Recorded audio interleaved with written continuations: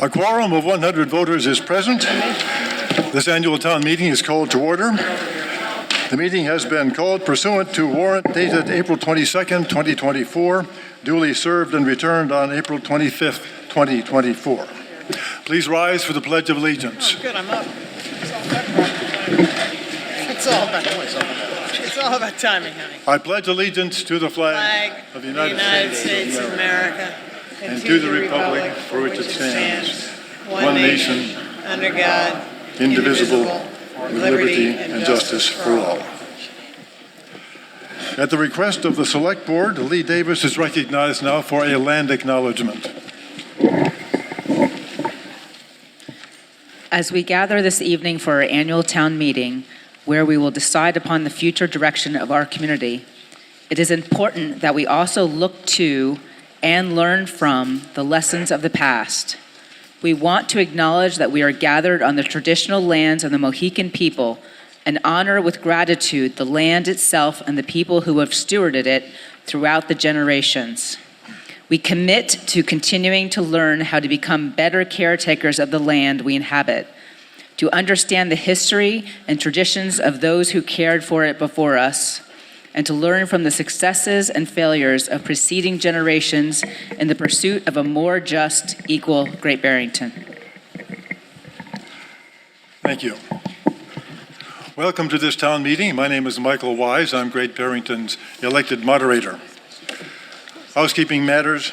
Fire regulations prohibit standing or sitting in the corridors, aisles, or exits.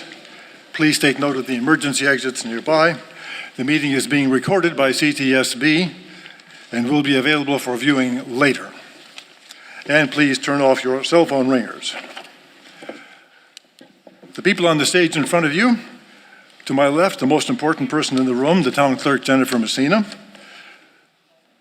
the town accountant, Allison Crespo, town manager, Mark Prohensky, town council, David Dineski. Beyond them, the Select Board, Steve Bannon, Lee Davis, Garfield Reed, Eric Gabriel, Ben Elliott, almost in that order, sorry if I get you wrong. And on my right, the Finance Committee, Phil Orenstein, Ann O'Dwyer, Rich Schuyler, and Madonna Maher. I will explain some of the procedure for the meeting quickly. This town meeting is governed by the Constitution and general laws of Massachusetts and the Charter and bylaws of the town of Great Barrington. Town meeting time will be the reference guide for matters of parliamentary procedure. Only registered voters of Great Barrington may vote. Persons who are not registered voters here may address the town meeting with the special permission of the moderator. The seats on the left, your left in front, are reserved for persons who are not Great Barrington voters. Several non-voters have requested to be recognized this evening. Motions and amendments must be in writing and presented to the moderator when you make them. If you wish to speak on a motion or an amendment, or to make a motion or amendment, go to the area of the microphone, which is up there on the landing. Be prepared to speak when your turn comes. Please state your name and voting address in Great Barrington, and then wait to be recognized by the moderator. When a motion is made and seconded, the person who made the motion will normally be recognized first to speak in support of it. You may speak once on a motion for a time not to exceed 3 minutes. To be sure we stay on track, I use a timer here on the podium. It turns yellow when you have 30 seconds left. It turns red when the time has expired. Statements should be addressed to the pending motion. Please be considerate and do not repeat points that have been made by previous speakers. As I usually admonish about 10 minutes into the debate, the meeting makes decisions by the number of votes, not by the number of speeches. Speakers who are seated on stage will be recognized and may speak from the stage to make principal motions on the items presented by the Finance Committee and the Select Board and to respond to questions, and I believe they'll be making a large number of the motions tonight. A motion to call the question, that is to end debate and move directly to a vote, must be made, like any other motion, by going to the microphone in the hall, being recognized, and stating the motion. The motion is not debatable. It requires a 2/3 vote. Please be considerate of your fellow voters' desire to be heard.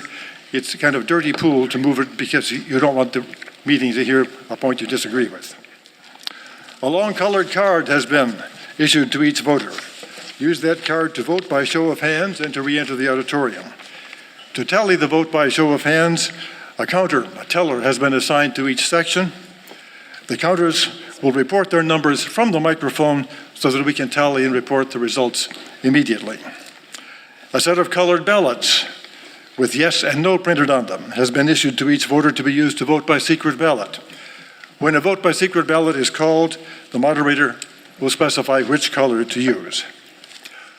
Votes to borrow money or to increase or exceed the town's debt limit must be taken by secret ballot, and we have one warrant article that corresponds to that directly.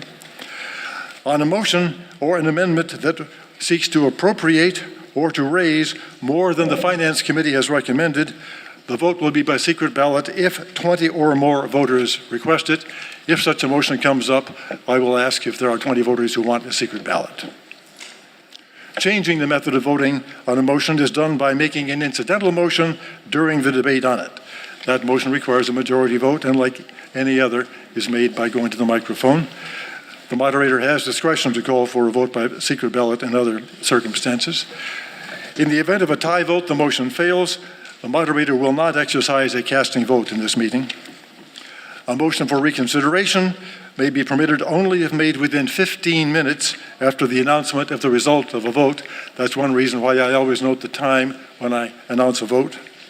Only one motion for reconsideration is allowed for any individual article. This is all governed by a very detailed Great Barrington bylaw. There must have been a catastrophe at one meeting related to reconsideration. When you entered the meeting, you received a copy of the town meeting warrant describing the matters to be considered and acted upon tonight. You also received a separate document with details of the town's proposed annual budget. In connection with the motions on some of the warrant articles, the moderator will refer to budget items and will give instructions about the process for debate and vote on specific items. We will take up the articles in the order they are printed in the warrant. We expect to conclude the business on the warrant tonight. The warrant is relatively short. I know from experience that this town meeting knows how to take care of the routine items quickly. Let me do a couple of the routine items right now. If you want to make a motion, please go to the microphone. Is there a motion to dispense with the reading of the warrant? So moved. Is there a second? All in favor? Aye. All opposed? Unanimously, we will dispense with the reading of the individual warrant articles. I will entertain a motion that the moderator, pursuant to General Laws 39, Section 15, be allowed to declare a two-thirds vote. Is there a second? Second. Moved. Is there a second? Second. The reason for this is that it'll speed things up if it's obvious. All in favor? Aye. Any opposed? That is adopted unanimously. I was anticipating another preliminary motion, but perhaps we're not going to have it tonight. Very well. Before proceeding with the warrant articles, which start with financial items, the town manager is recognized for a presentation about the town budget. Thank you, Mr. Moderator, and good evening, everyone. I'm Mark Prahinsky, your town manager.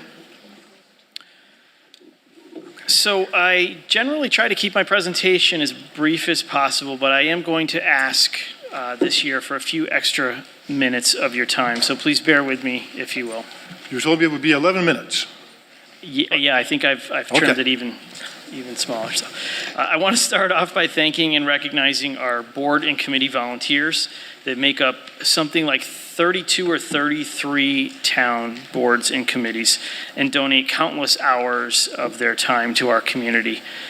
I also want to thank our staff because I'm really fortunate to work with so many dedicated public servants, many of whom don't get the credit they deserve. So thank you all for everything you do for our community.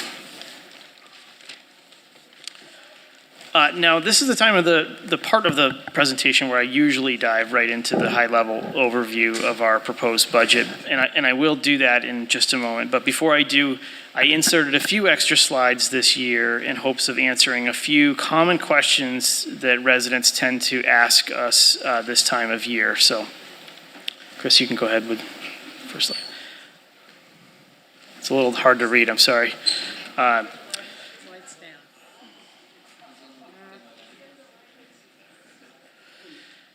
This first slide is just a quick look at our budget calendar. It's important to note that this budget season starts every year in late November and early December for staff. And that's that first block you're seeing up there on the left.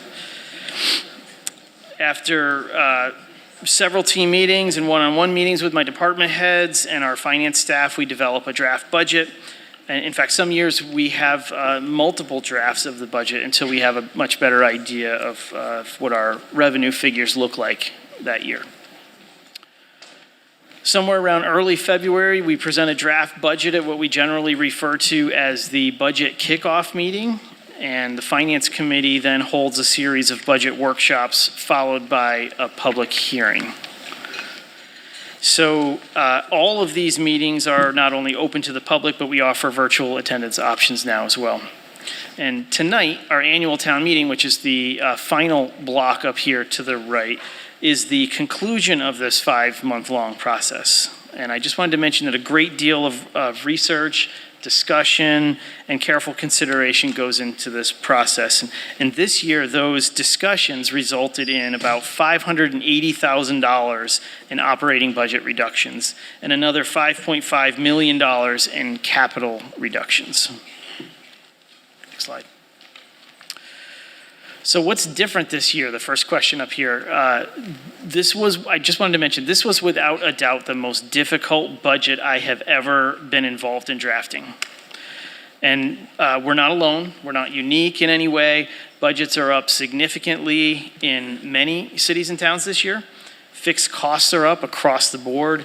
And by that, I'm referring mostly to debt service costs, our salary commitments in our collective bargaining agreements, and insurance. Health plans for staff members will increase by 7% this year. It's much higher than we've seen in previous years. Basically, everything we purchase, vehicles, supplies, everything we fund, like projects, buildings and parks improvements, it's all much more expensive today than it was just a few years ago. And I'm guessing that comes as a surprise to no one in this room tonight. So we're all feeling this at home as well. So how will the budget impact my tax bill? That seems to be the question that's on everyone's mind. And if the budget as presented tonight passes, the median single-family home valued at $440,000 or $440,100 would see an increase of $499.09 on their annual tax bill. So I'm going to repeat that. The median single-family home valued at $440,100 would see an increase of $499.09 on their annual tax bill. Next question up here, what's driving the increase? And the answer to this question is, again, the fixed costs that I just mentioned, but the primary driver really is debt service. And if you're wondering why we've been borrowing so much in recent years, the answer is really simple. First, our bond rating is and has been excellent. It's as good as it gets with S&P. It's a AAA bond rating. Interest rates were at a 20-year historical low for a few years. And lastly, and probably most importantly, we deferred maintenance and capital projects for decades. Again, we're not alone, and it's catching up with us now. Questions. So I really want to encourage you to ask questions tonight. Our team of department heads is here, sitting just to my left, and we're happy to answer any questions you have. I also encourage you to ask what the impact may be on a budget cut you may want to propose or on a budget line increase you're considering suggesting.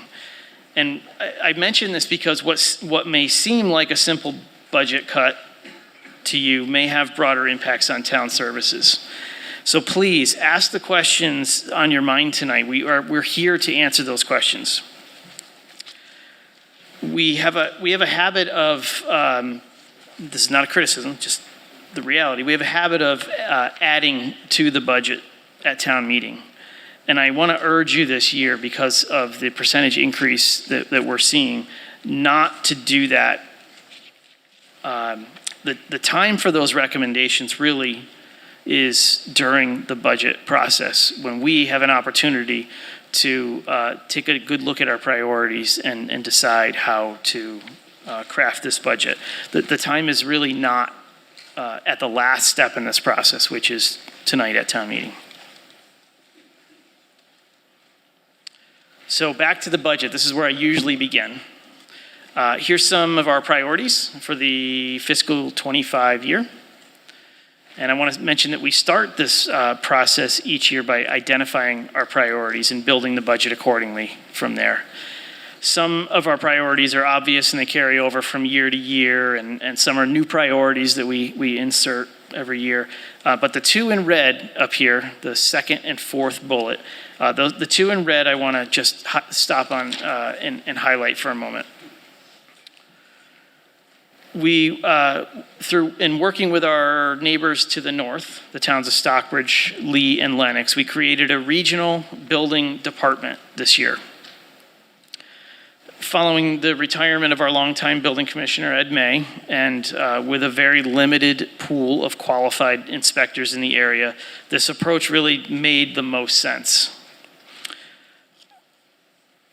And we'll get into more of the details when we get to this budget later on. But in a nutshell, I just wanted to mention that this budget alone, the building department budget that you're going to see in a few minutes, accounts for about 2% of our overall increase this year. That one department is a significant increase. The good news is that we will recover about 67 or 68% of that. Each year moving forward, because we'll be invoicing our partner towns for their shares. So GB is only responsible for a little over 30% of that total budget. And again, we'll talk more about that when we hit that budget in a few minutes.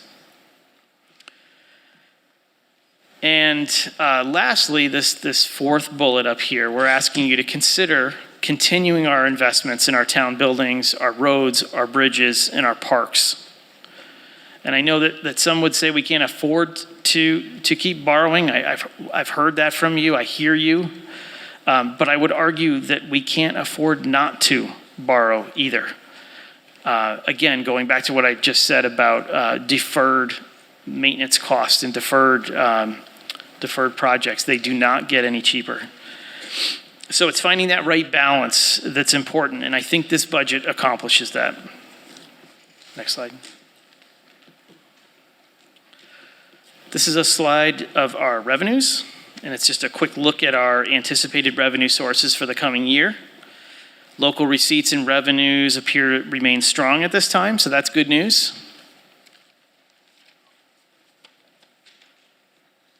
Our expenditures. Town operations, for what I would call a mostly level service budget, are coming in around $16 million this year. It's that top line. Our school assessment is around $21 million. And our enterprise operations, which is our wastewater treatment plant, that's around $3.1 million this year. Next slide. Here's a visual of that same information showing where your tax dollars will go. About 55% of your tax bill goes directly to our school district, and about 45% of your tax bill funds town operations, the blue piece of the chart up there. And Dr. Dillon will cover the school assessment in a few minutes.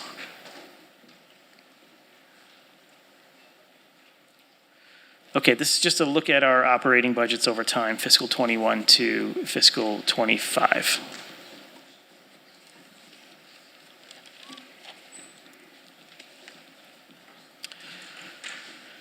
This here is a high-level look at where your town dollars are spent by category. Public safety is clearly very important to us, coming in at $3.5 million this year. Public works around $3 million. And debt, about $3.4 million. Here's our capital program. Again, just an at-a-glance look at our capital improvement plan budgets over the last 5 years, so you have a little historical information tonight. This is a little more detailed information about our fiscal 25 capital budget, but you should all have a handout from registration this evening, a summary sheet of our capital, our proposed capital for fiscal 25. So I won't read through this entire list. You all have that information in front of you. This is our list of special articles for consideration tonight. There's only 5 of them, and we'll get into more details about these when we get into the warrant. Each one of these is a separate warrant article, and special articles total just under $650,000 this year. This is my final slide, just some important information for residents to have. We're fortunate to have healthy reserves, and I credit the Finance Committee and the Select Board for this. Our free cash and retained earnings balances are strong. Our OPEB and stabilization accounts are growing.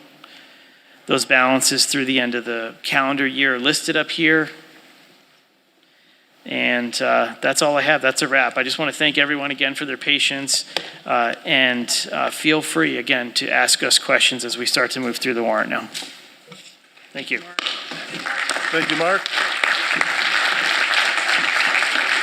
We'll now proceed to go through the warrant articles in order. Article number 1, to authorize revolving the fund limits. Is there a motion?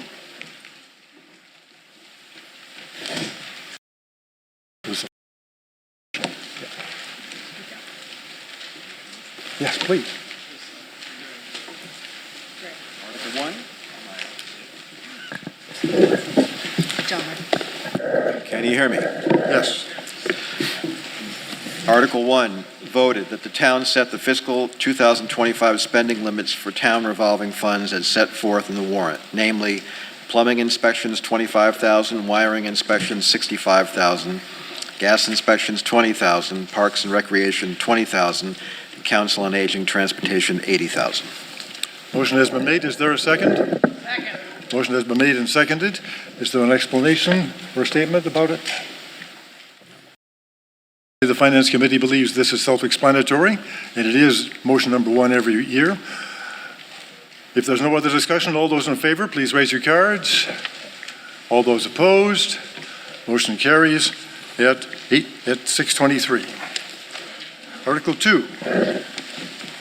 Voted that the town amend Chapter 36 of the Great Barrington Code revolving funds by adding a new fund, Section 36.1, for electric vehicle charging stations as set forth in the warrant, and to set the fiscal year 2025 spending limit for the fund at $20,000.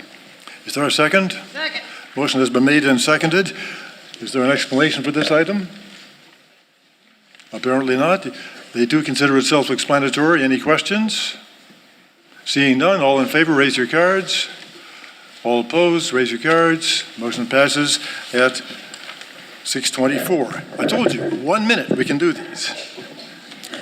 Article 3 voted that the town fix the salaries of all elected officials for the period of July 1, 2024 to June 30, 2025, as indicated below. The Select Board, $24,500 or $4,900 per Select Board member. Is there a second? Second. Motion has been made and seconded. Is there an explanation? Unchanged from last year. Unchanged from last year. Seeing no questions, all those in favor, raise your cards. All those opposed, motion carries at 6:24, same time as the last one. We're doing them in less than a minute. The next one will take more than a minute. Yeah. Article 4. Article 4. Voted that the town raise and appropriate such sums of money necessary for the operation of departments in the town for the ensuing fiscal year for the purposes outlined below. General Government, Town Manager, Select Board, $473,409. Finance Committee Reserve Fund, $100,200. Financial Coordinator, Town Accountant, $204,425. Technology, $330,500. Assessor's Office, $234,611. Treasurer Collector, $275,931. Human Resources, $78,934.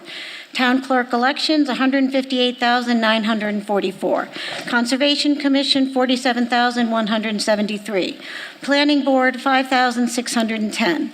Zoning Board of Appeals, $1,250. Office of Planning Community Development, $180,510. For Public Safety, Police Department, $2,138,261. Fire Department, $897,477. Communications and Emergency Management, $24,461. Building Inspector, $473,901. Animal Control, $11,000. Department of Public Works, Building and Grounds, $1,003,838. Highway, $1,990,234. Cultural, Recreation, and Human Services, Health Department, $146,443. Human Services, 0. Council on Aging, $246,766. Veterans Affairs, $176,429. Libraries, $654,955. Parks and Recreation, $83,825. Various boards and commissions, $21,000. Miscellaneous Insurance, $1,797,506. Debt Service, $3,378,034. Retirement, $1,230,281. Celebration and Events, $12,500, for a total general fund budget of $16,378,408. Motion has been made and seconded. Are there questions? I will treat this as usual. I will review the items one line at a time. If you have an inquiry or want to make a change about an item, say hold when I reach that item, and then walk up to the microphone. I would call for a vote on all the items for which no one has said hold. Then we'll review the list again, going over the held items. Depending upon whether they are just questions or whether they are amendments, we'll treat them accordingly. We'll have a separate vote on the held items.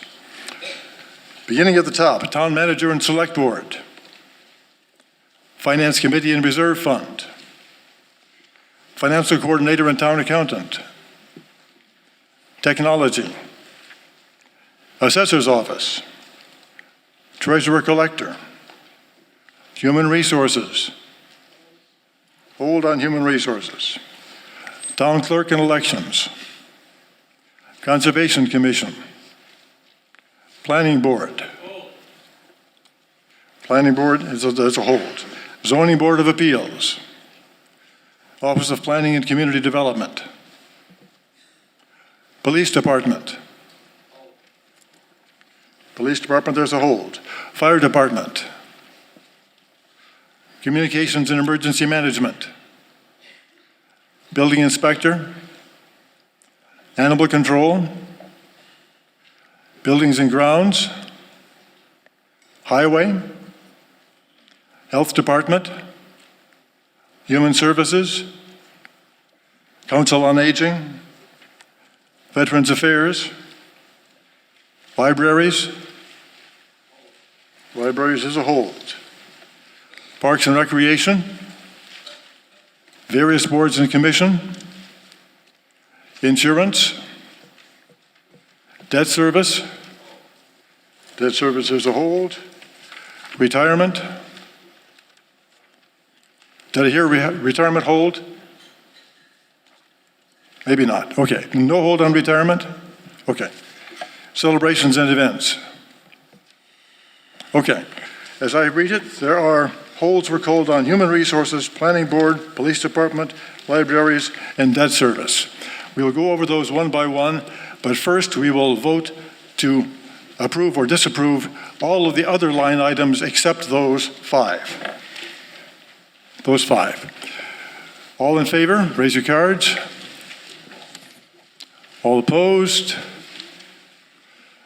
The non-held items are adopted at 6:30. Now, going through the held items one at a time, Human Resources. Charles Wampson, 48 Blue Hill Road. I just wanted to get a brief answer on it. I see it went up 85.54%. And your question, you just wanted to point that out? The question is, why is it up 85%? Thank you. The staff would like to respond to that. Thank you. I can address that. The reason for this increase this year is that we transitioned from a part-time shared HR director back in October, November, to a full-time position. And I just want to mention that it has become essential to have an HR presence in town. It's relatively new, but it is essential to us because we now have somewhere in the range of 125, 130 part and full-time employees. So our HR director is responsible for managing all personnel matters, onboarding, recruiting, retaining employees, benefits management, and things like that. Any other questions on that item? Okay, there's no change on that one. Planning Board, questions about the Planning Board? Yes. I'm Pedro Pachano. I live at 5 Abbey Hill Drive. For the record, I am Vice Chair of the Planning Board, but I'm here just speaking on my own behalf. I would like to move to increase the operating budget for the Planning Board as outlined in Article 4, Fiscal Year Operating Budget Planning Board by $1,000 for a total of $6,610, and that such sums be allocated to the salary of the recording secretary. So just a note, Kim Shaw has been recording. Motion has been made to increase that line by $1,000. There is a second to that motion. You'd like to explain the motion? Yes, Kim Shaw has been our recording secretary of the Planning Board for well over 20 years, I'm going to say. She probably is the hardest working member of the Planning Board, and I think that a nominal pay increase is well deserved. From my time on the board, which is now going on 9 years, she's received very few increases in pay, and I think this is very well deserved and would be much appreciated. Thank you. Discussion on this motion. Staff have a response to the motion. Motion has been made and seconded to add $1,000 to that line. This would end up being an amendment to the overall motion we're going to take at the end. All those in favor, raise your cards. All those opposed? The amendment carries. It'll be added to the motion with it. Thank you for writing it down when we vote on all the held items. Police Department. Questions are about the Police Department? Yes, Jim. Jim Stark, 1099 Main Street. I see there's an administrative assistant for $62,000 in the police department, something like that. And other administrative assistants in other departments are in the $40,000 range. So I'd like to know why that one is getting so much more pay. Question about why this job seems to pay more than others. Staff want to respond. The chief is going to respond. Okay. Yeah, thank you, Paul Sturdy, Chief of Police. Kara Beck, who is our administrative assistant, wears several different hats. In addition to her administrative roles, she also is our accreditation manager. She's responsible for maintaining all our policies and procedures, ensuring that all our forms and everything's documented properly. So when we do go for accreditation at the end of the 3-year period, we are in compliance, and it makes that job much more smoothly. Without her in that role, it would be a difficult task for us to maintain accreditation.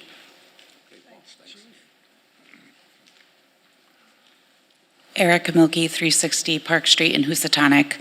I'm just looking at the changes in dollar values, and I'm noticing the patrol officers are going up by $62,000 and overtime going up by $42,000. But the co-responder, which was at a paltry $12,000, is now $0. And so my question is, why aren't we investing more in the mental health co-responders? And what are the other increases related to? Chief? Thank you. That's a great question. I've been vested in that co-responder program since 2019 when I first proposed it. And a year or so ago, a little over a year ago, we lost our co-responder. I was trying to maintain that position. I removed it from the budget this year because I applied and wrote a grant for the community impact funding for a 2-year co-responder program, specifically for the town of Great Barrington, and we were awarded $182,000 with myself and Sophia, our HR director. We should be posting, I would hope in the next week or so, for a full-time position for the co-responder, which will be funded strictly off of the grant money, so there won't be any additional cost to the town. That's why I removed it from the budget. The other salaries, the increases are collective bargaining, and that's just how it calculated out. I hope that answers your question. Thank you. Other questions about the police budget line? Seeing none and no changes, we'll proceed to the libraries line. Questions about libraries? Jim Stark, 1099 Main Street.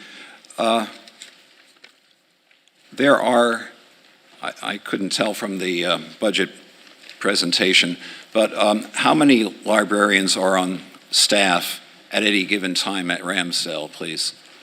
How many librarians are on staff at Ramsdale at any given time? Do you have any other questions? So we can use all at once?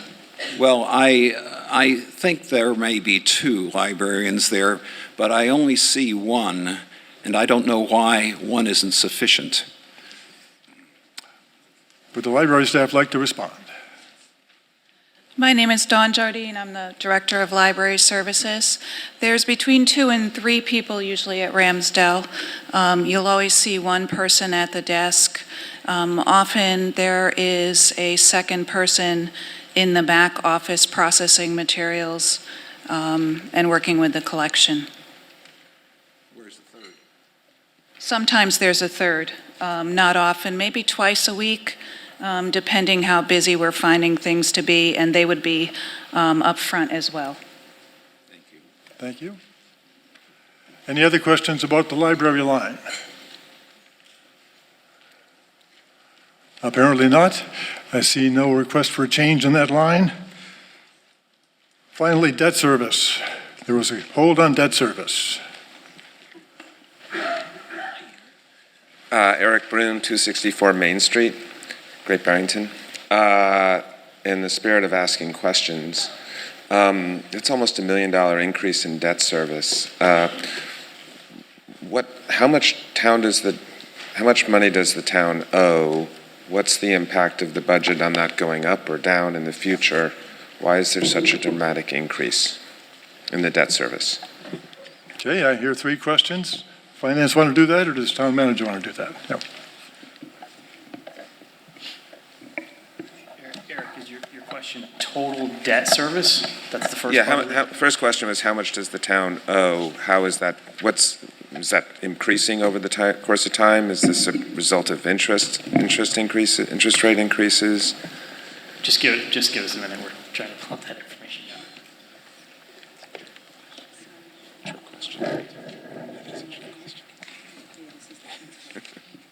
Okay, so for general fund principal, looks like $18,916,050. Yeah, CPA is $476,600. And wastewater is $8,931,889.70. Okay, so that's about $25 million. And do you expect that to be increasing over time or decreasing? You probably don't know. The other questions were, why such a big change this year, and will it be increases continue? We don't anticipate to have as large of a bond borrowing this year. Last year, we were playing catch-up with a lot of items from previous years. and that's why there's a little bit higher from last year than usual years. Can I, let me just Finance Committee has a comment. Just, we spent a lot of time on this topic at the budget meetings for the reasons that you're bringing up. Our debt definitely has increased. I'd say taking a step back, what really transpired is that we had as following up on Mark's comments, we had a huge amount of deferred maintenance over the years, both projects that we did not decide to undertake, and there was also a significant amount of capital projects that were approved but had not yet been undertaken.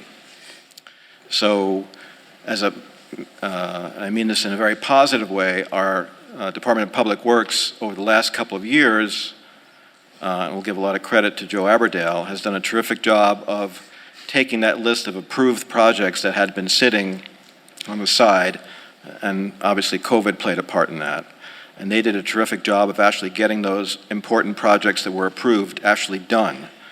And what that required us is to go out and actually borrow that money, those borrowings that had been previously approved. So to give you an example, that list of previously approved projects went from just under 17 million in fiscal 22 to about 11 million in fiscal 23. So there's a big lag in all of this, but that really increased the debt outstanding for the town.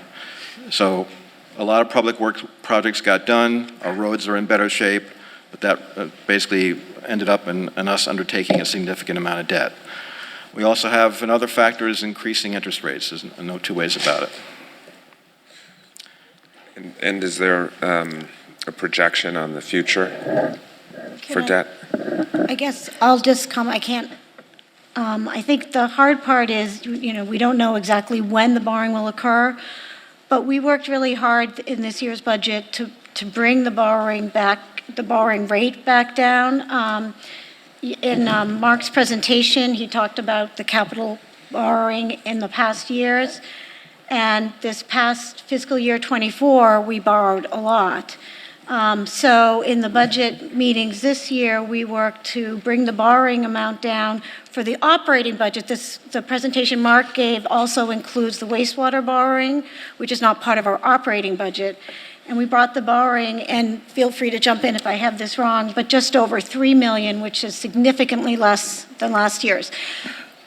We did have a lot of conversations that, we decided not to do some maintenance work and repairs in order to keep the borrowing down this year. So we do have to start thinking about this earlier this year and thinking about next year's budget. So, but I think we certainly all were equally shocked to see the increased percentage and dollar amount, and we'll certainly be mindful of that for the coming years. Okay. Thank you for your good work. Any other questions about the debt service line? I believe I see one approaching the microphone. Yes, please. Michael Monroe, 19 Hemlock Hill Road. I look at debt with caution, and as I recall last year being here, I was about the only person who spoke up against increasing debt, and particularly bond issues that passed with no opposition. A general question, which would help me to understand these increases, and to put into perspective the statement that there will be more debt in coming years, so that is an answer, correct, Mark? What is the bidding process? Can that be explained in succinct words, what the process is for putting out a bid for any of these projects, repairs, maintenance, building? Thank you. You're asking about the bidding project for a particular project or the bidding project for bidding the town's debt generally? Bidding process, P-R-O-C-E-S-S. Right, for project or for the town's, for rolling over their borrowing? I'm sorry? I think they get the difference. Okay? Well, again, I think Bidding process?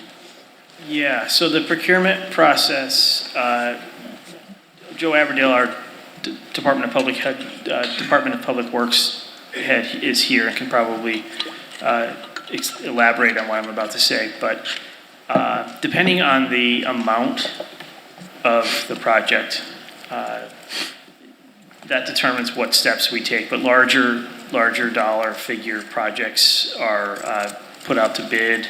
We advertise locally, we advertise through the state, and we conduct a bid opening and award the bid to the lowest bidder qualified to complete the task. And qualified to complete the task is determined how, please? A follow-up question, how does one determine whether the bidder is qualified to complete the task? We basically follow Chapter 30B of the Mass General Law, which dictates how we turn around and put a project out to bid if it needs to go out to bid. There's thresholds like under $10,000, you just need to do your due diligence, get pricing. Up to 50 is another threshold, and over 50 is another threshold. It also depends on the funding of the project. If there's state and federal funding, you have to have certain qualified contractors bidding, but it's an open market. Everyone has to go by prevailing wage. We follow the same process every other city and town in Massachusetts does, and we are audited annually, so that process is part of our audit. Is there a minimum number of bids to be received, or if there's one bid, then that's automatically accepted? I'm sorry. Last question, how many bids are required? I'm guessing that it varies. Just one. Just one.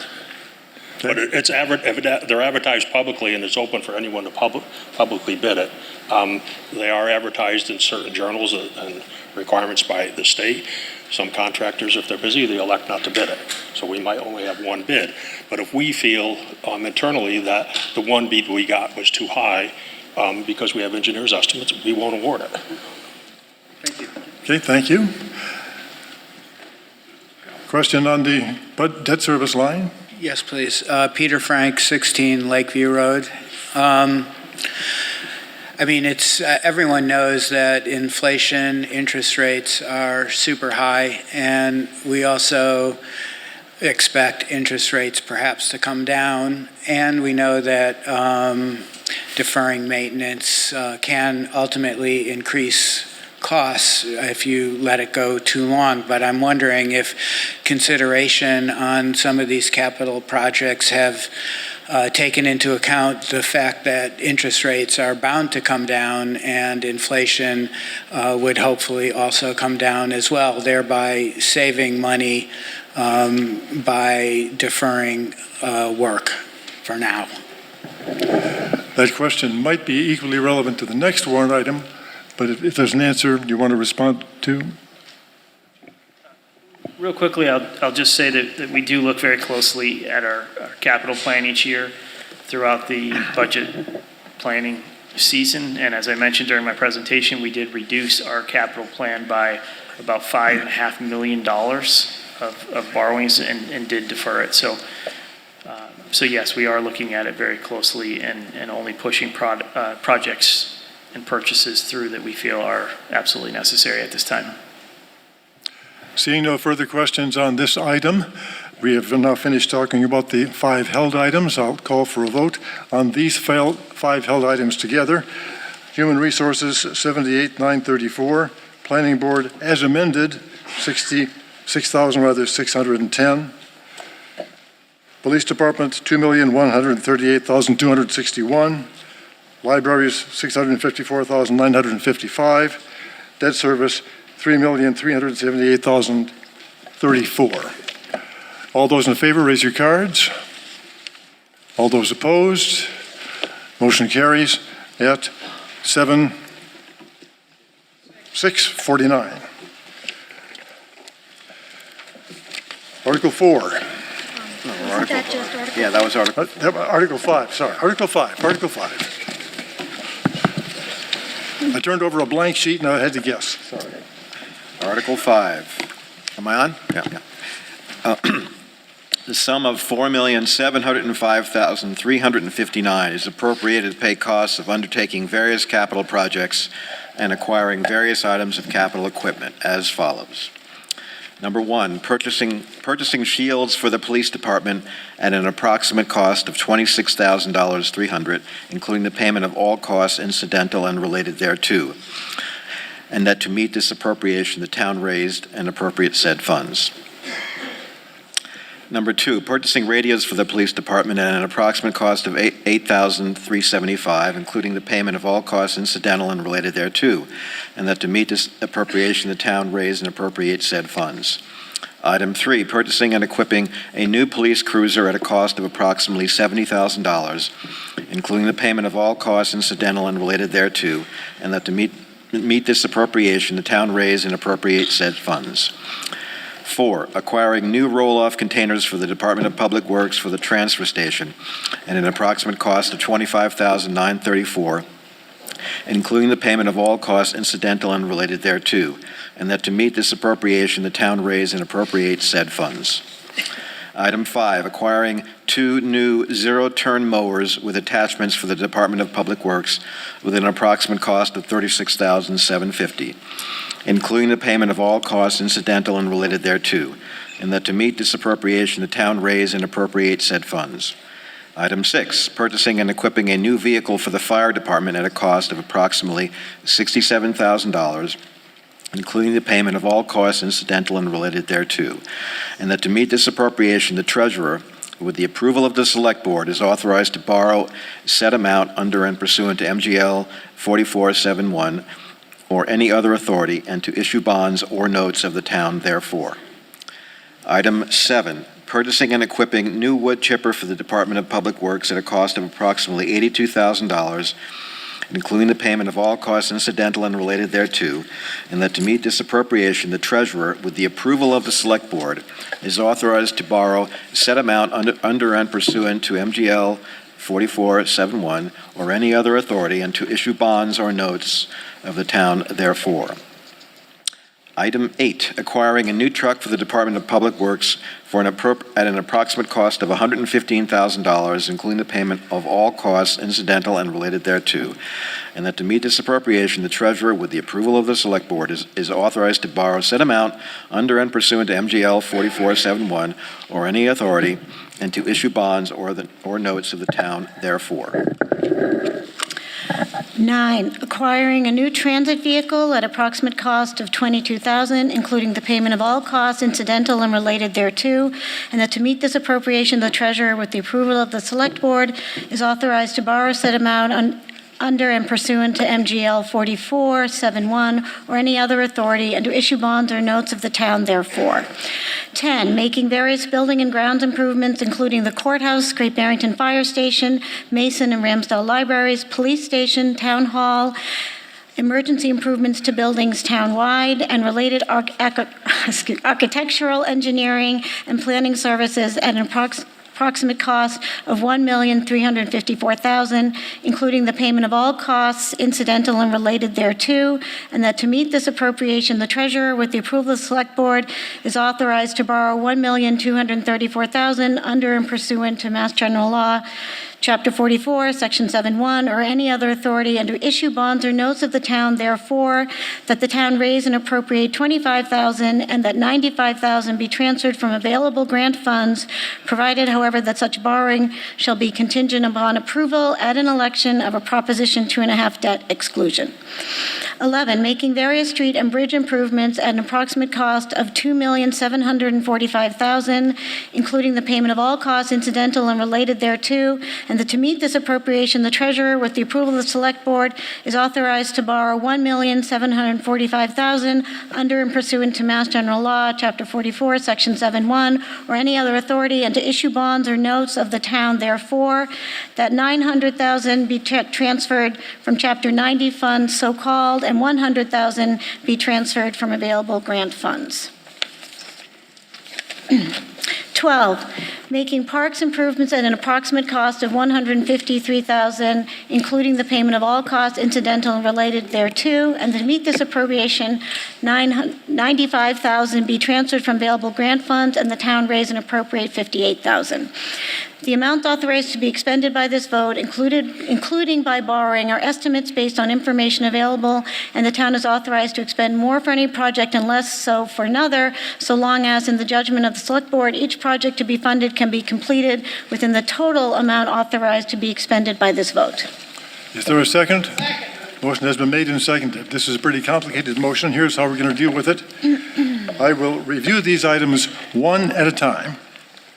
If you have an inquiry or want to propose a change about an item, say hold when I reach that item.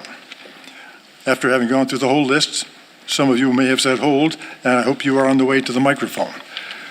I will then review the list for discussion of the held items one at a time. Any proposed change to a held item will be treated as an amendment to the main motion. At the end of this whole process, we will take a vote on the entire motion. This vote will require a secret ballot and a 2/3 vote because many of the items involve borrowing, and the town bylaw requires a secret ballot and 2/3 votes for this kind of borrowing. Beginning with number 1, shields for the police department. A hold, okay. Item number 2, radios for the police department. Item number 3, a new police cruiser. Hold. Hold on the cruiser. Number 4, roll-off containers for DPW. Number 5, 2 new mowers. Number 6, a new vehicle for the fire department. Hold on number 6. Number 7, wood chipper for DPW. Number 8, new truck for DPW. Number 9, a new transit vehicle. Number 10, buildings and grounds improvements. Number 11, street and bridge improvements. Number 12, parks improvements. Okay, I see 4 items for which there was a hold. Let's take those in order. The first one is small 1, purchasing shields for the police department. Is that you? Are you Shields? I am Shields. Great. Hi, Giovannina Pagano, 74 Division Street. Actually, just wondering what the reasoning is for the need for shields. What is the reason for the expenditure? Chief? Yes, thank you. So after any type of major incident, we sit back and we look at it and analyze it and try to determine what we did, what we can do better, what we did right. Is there anything we can improve upon? We had a few incidents last year in which after doing a follow-up review on it, determined that we were not equipped to handle that type of situation. One of my roles, or my major role, is one, to make sure that all the officers are safe, that they return home at the end of the night, and then when they're out there doing their job, that they can protect you and they have the equipment to do it. So the research that I did was discovered that these shields are called vector shields. They're small, light, one-arm shield, and it protects your center line, where if you're going to get injured, that's where your most critical part is. So that's something that it can easily be deployed. It can be carried in the cars. The officers, it doesn't take up one hand to protect themselves. It can be used as a de-escalation tool. If somebody sees that, they may not engage us physically. So that's the reason that I am asking for those shields, is really for the officers' protection so they can protect us. Thank you. Anything else on item number, please? Anything else on item number 1? On 1? No. Okay, then we'll move on to item number 3, which is a new police cruiser. Eileen Mooney, 2 Bernard Gibbons Drive. The 2 after police cruisers is a typo? There's only one? That's correct. That is a typo. Okay. It is just one. The motion was just one. Thank you. But it Okay. was wrong. Okay, that's easy. Number 6, a new vehicle for the fire department. Question about this. Jim Stark, 1099 Main Street. I'd like to know how old the existing one is and why it needs to be replaced. Fire chief here? How old is the existing one? Why does it need to be replaced? The current vehicle is 8 years old, and the general life cycle for a incident command vehicle is 7 years. Okay. Any other questions about this one? Yes, please. Oh, okay. To the Finance Committee. Mort Kavanaugh, I think, used to use his own vehicle. Have you considered changing policy so that people like the fire chief could use their own vehicles and the pros and cons of such a move? You want to address that? Well, I'm going to say that's not a Finance Committee matter. We can't tell staff to use their own vehicles. Thank you. Staff have a view? No. Any other inquiries or questions or changes on this item number 6? Okay. Number 7, wood chipper for DPW. I was here when the town... Name and address, we all know, but name and address. Charles please. Williamson. Thank you. 48 Blue Hill Road. I was here when the town illegally got a wood chipper when we had the tornado. It was never put up for a vote. They just went out and bought one. We used it for 1 week and then it rusted to pieces. $82,000, I say you could use that to rent it at Taylor Rental.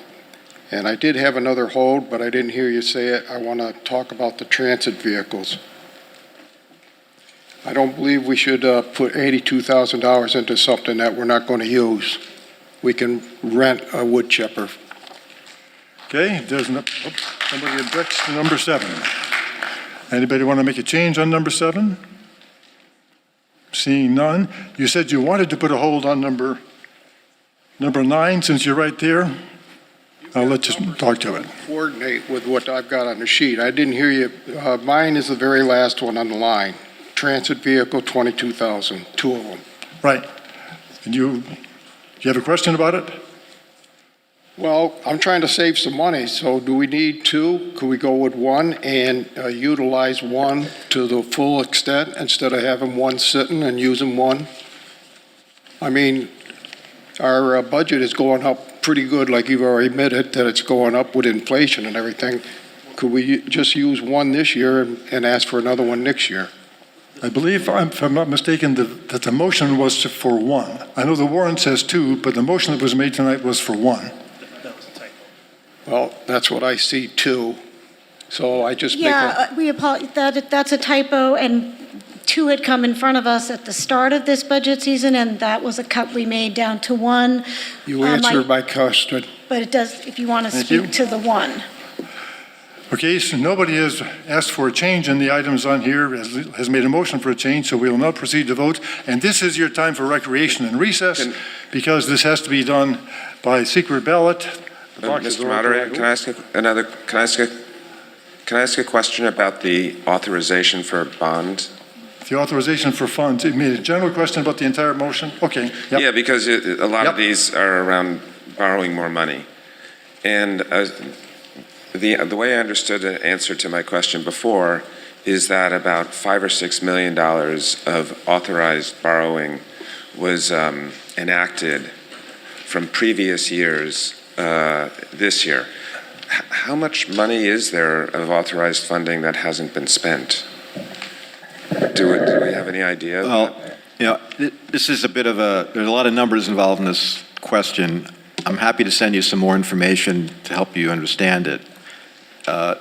Every year in our annual report, buried deep into the report is a full schedule of the previously authorized but unused or unspent capital authorizations. So it's not easy to find, but that number is there every year. So I guess the concern is that we're authorizing $4.5 million here to be spent, and a significant portion of that probably won't be spent. Until much later, perhaps. So I'm just wondering how tight a rein we have on this kind of spending. Well, what we do, we spend a lot of time on this topic at the meetings. And there's two numbers we need to track. There's the annual authorization.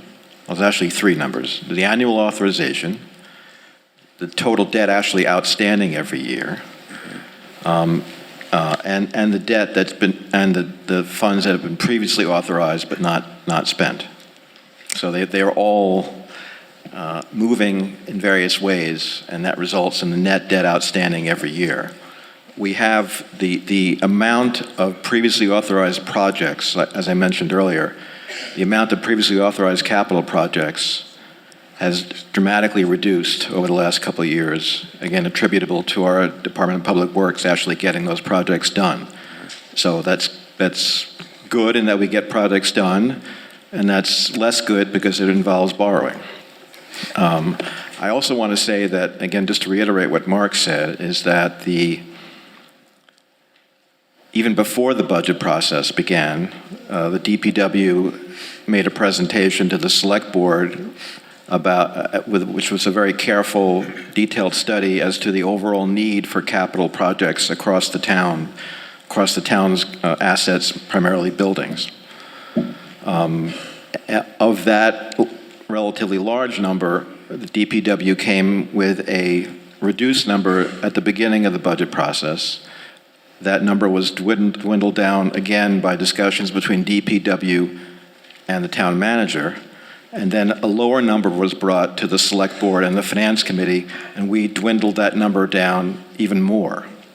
So a lot of projects have been chopped off the list for this year for exactly the concerns that you're expressing. So it's still a big number, and debt service is up for the reasons we discussed. But in terms of the projects that we approved this year, I think we did a reasonable job of trimming it as much as possible without deleting projects that our staff believes are critical to keeping us safe and secure. Okay. All right, thank you. I'd like to be clear, Charles Wampson, 48 Blue Hill Road. I'd like a vote on that wood chipper and have it removed from this line, because if you're looking for safety, you don't want this on our DPW work thing anyhow. Woodwork is a dangerous occupation. Do you have a motion? I like to put a motion that this $82,000 item, wood chipper, be removed and we rent. Anybody going to second? I believe your amendment is, the proposed amendment is to delete it. Paragraph 7. Is there a second to that amendment?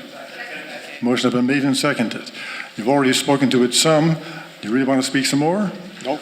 Okay, you don't have to.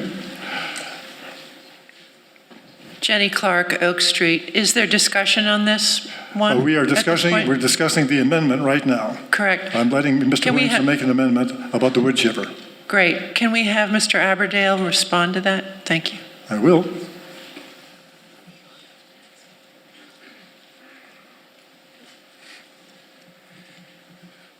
The current wood chipper owned by the town is a 1990. It's missing multiple safety elements on it, and rather dangerous to use.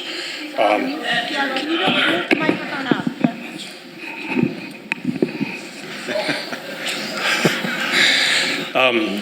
The current wood chipper is a 1990. It is missing quite a few safety features on it. We have used it in the 2 years that I've been here. We use it every year. The rule is if we can chip it, we're chipping it. Because it is so expensive to dispose of it elsewhere or deposit it up the landfill for transportation and disposal later. So the town had accumulated a rather large stockpile of brush over the past few years prior to me.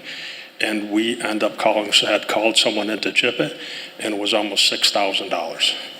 So the chipper will be used more, but also I'd like to remind everybody here that in any level of a natural disaster, we as a town don't have the equipment to unbury ourselves from a disaster. And if you think you're going to call the local contractors, the local rental agencies, just like everybody else is in a natural disaster, we will be left behind. So you need to give us the tools, or I'd ask you to give us the tools that we can do to work the natural disasters, the snowstorms, the tree removals, in a proactive, positive, and timely manner. So slowly but surely, one of my intentions is, with working with the Select Board and the Finance Committee, is to build our arsenal to a level that we can self-sustain ourselves to some capacity in a natural disaster. Thank you. Any other debate on this amendment concerning item 7? It's item 7 or item 8? Sorry.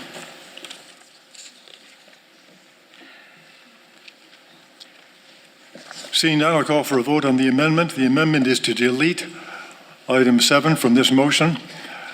All those in favor of deleting it, raise your cards. All those opposed to deleting it, motion fails. The amendment is not adopted. We'll now move to a vote on the full motion unless there's any further comment on the whole motion. Thank you. This is by secret ballot. There are 4 ballot bags or boxes up there in the mezzanine. We are going to use what I'm called as the lavender tag, which is the one on the very top. Please deposit either yes or no. Enjoy chatting with the neighbors for a moment, and we'll reconvene in just a moment. With Article 6 on the wastewater operating budget, is there a motion? Article 6, that the town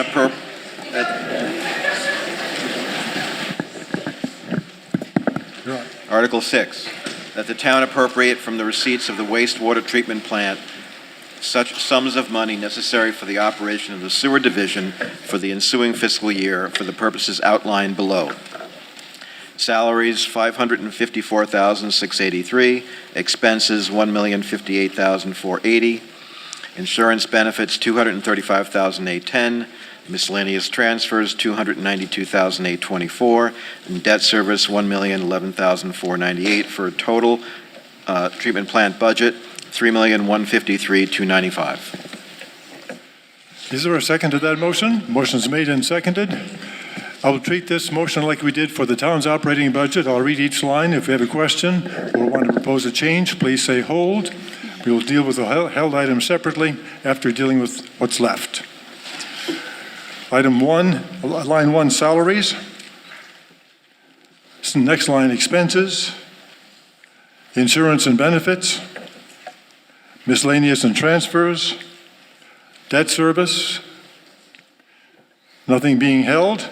I'll call for a vote on this. So, all in favor, raise your cards. All opposed, raise your cards. Motion carries. That's 716. Article 7. Article 7, voted that the sum of $2,650,000 is appropriated to pay the costs of undertaking various capital projects and acquiring capital equipment in the wastewater department as follows. 1, retaining engineering services at an approximate cost of $850,000, including the payment of all costs incidental and related thereto, and that to meet this appropriation, the town authorize the use of $850,000 of retained earnings in the sewer enterprise fund. 2, retaining mitigation services for CMOM capacity management, operations and maintenance, and infiltration inflow at the approximate cost of $200,000, including the payment of all costs incidental and related thereto, and that to meet this appropriation, the town authorize the use of $200,000 of retained earnings in the sewer enterprise fund. 3, rehabilitating and/or replacing various sewers and manholes at an approximate cost of $100,000, including the payment of all costs incidental and related thereto, and that to meet this appropriation, the town authorize the use of $100,000 of retained earnings in the sewer enterprise fund. 4, developing and implementing pump station upgrades at a cost of approximately $1,500,000, including the payment of all costs incidental and related thereto. And that to meet this appropriation, the treasurer, with the approval of the select board, is authorized to borrow said amount under and pursuant to Mass General Law, Chapter 44, Section 7.1, or any other authority, and to issue bonds or notes of the town therefore. Is there a second? There is a second. I will review these slowly because I want to be sure that the tellers have finished counting the last secret ballot vote before we have to vote for this one. So if you have a question or inquiry concerning item number 1, please say hold. Question or inquiry concerning item number 2, please say hold. Question or inquiry concerning item number 3, please say hold. Question or inquiry concerning item number 4, please say hold. No one has held any of the individual items. Is there discussion or question about the overall item? I believe there is. Hi, John Grogan, 360 North Plain Road. I'm just curious, because I can't believe I don't know the answer to this already. Do people in Housatonic not on the wastewater plan have to, do we contribute to that? Is it everyone, or is it just a separate budget item? Thanks. The question is, what is the coverage of the obligation to pay for the wastewater treatment? Joe? Somebody? The answer to that question is no. It's funded by users and users only. It's funded only by users. That is the answer to the question. Jim? Jim Stark, 1099 Main Street. So to be clear, does everyone here get to vote on this? Yes. And there are a number of people here who are not on the sewer. That's right. And so the people who aren't on the sewer were voting to spend the money that I'm going to have to spend. Is that equitable? They're paying for it, aren't they? No, they're not. Take it back. You have an answer for that? Mr. Moderator, this vote is required by statute. Whenever there is an enterprise fund, the budget of that enterprise fund needs to be approved by town meeting. Everyone who is an eligible voter is entitled to vote. So we're following the statute. May not be the answer you want. I respectfully disagree. But the law requires it, even though the law sometimes requires things you might not understand. Any other comments on this item? Before we get to the vote, I will announce that the vote on the town capital spending authorization was 189 in favor, 27 no. It was adopted by a 2/3 majority at 721. I have a question. Question on article number 7, okay? Charles Lamson, 48 Blue Hill Road. You probably already looked at it, but does the state give you any grants? Does anybody in the town that's working down there go to the state and ask for grants for some help on some of these items, like the treatment plant?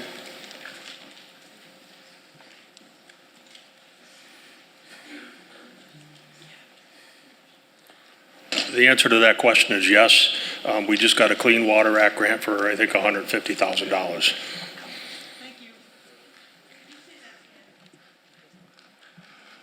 Any other questions? The lady asked me to repeat it. How much money? We received a grant for $150,000 for Clean Water grant, which will be used towards some of these projects. Okay. Seeing no further questions on this item, this also, because it involves some borrowing, will require a 2/3 vote and a secret ballot. Please use the pink tag, which is the next one in your stack. Go to the ballot boxes and deposit, and return expeditiously. Very good. Article 8, Regional School District Assessment. Is there a motion? Voted that the town raise and appropriate the sum of $20,644,805 for the operating assessment and $396,067 for the capital assessment, for a total assessment of $21,443,000.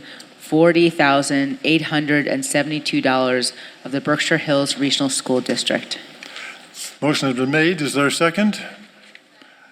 I will recognize the school superintendent for a presentation. I expect he wants to make one. Yes, thank you. So good evening. I'm Peter Dillon. I'm your school superintendent. I'm going to go through some slides. A couple are very high level, and then the rest are very specific to finance. Chris, the next one. I wanted to talk about some of our accomplishments this year. We've done a nice job on grants, particularly with private philanthropy. Our high school biology results are really extraordinary, the highest in the county. Our athletics teams have had a lot of success, a number of neat things from an extracurricular perspective, and we're increasing our vocational offerings. In addition to our horticulture and automotive program, our early childhood program was just approved this year, so that's great. More work work in supporting English language learners, a big emphasis on expanded student voice. There's a more than 60 student adult advisory board.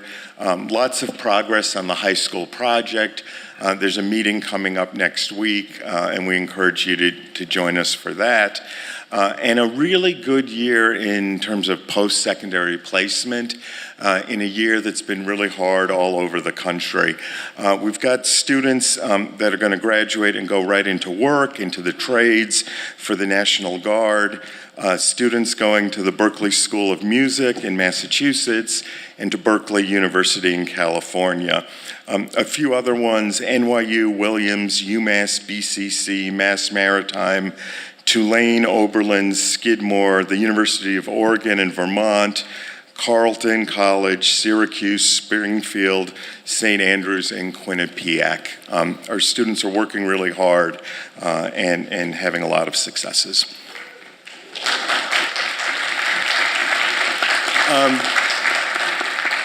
As proud as I am of all of what I just shared, there are some challenges we're facing. We've got some leadership shifts coming up. We recently hired a new principal for our elementary school, and we have searches going on at the high school and the middle school.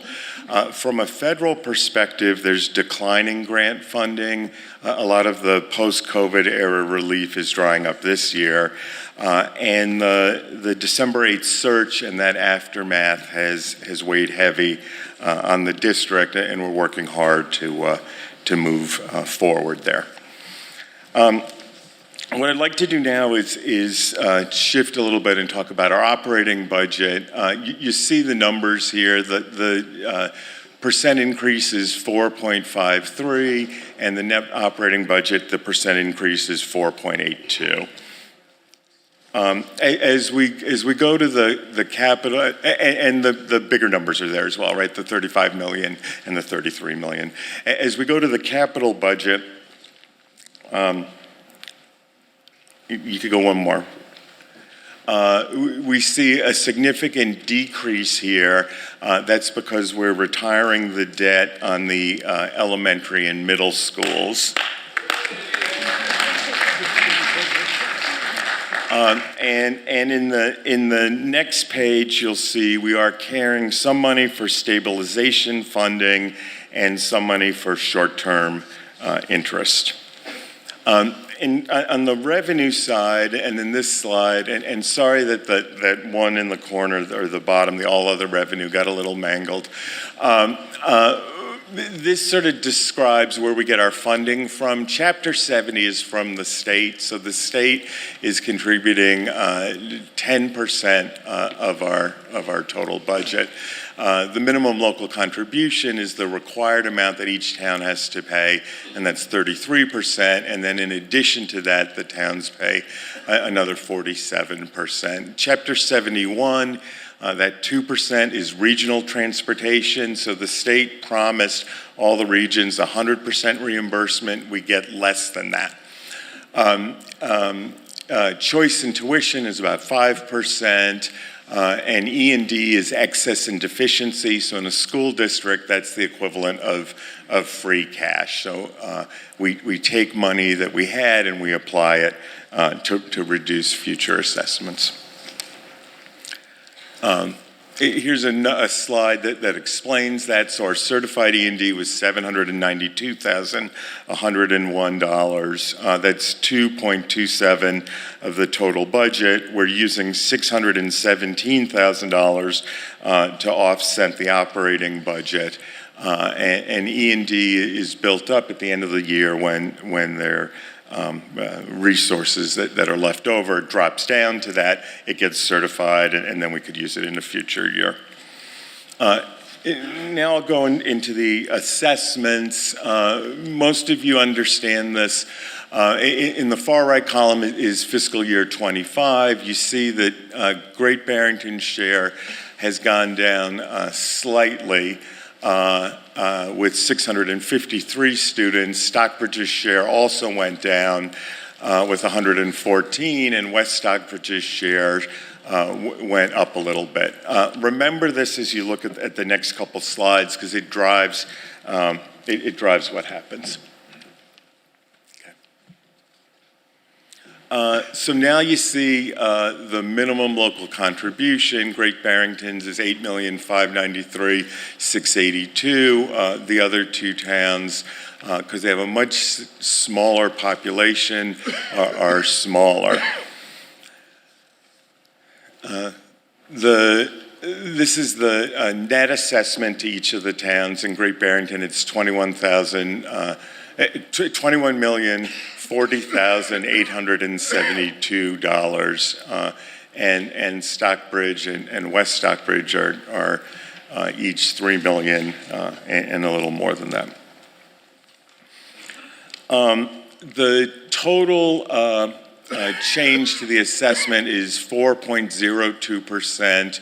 Or $1,102,519. Great Barrington's share of that is 3.48%, $707,138. Stockbridge's you see there, and West Stockbridge's is the really high one, and that goes back to the number I referenced, or the percentage I referenced earlier. That's it for me. I hope you continue to support our budget as you have in the past, and I'm available if questions come up. Thank you. Please stay near the microphone in case you're the right person to answer. I expect there will be other questions, comments, debate on the school assessment.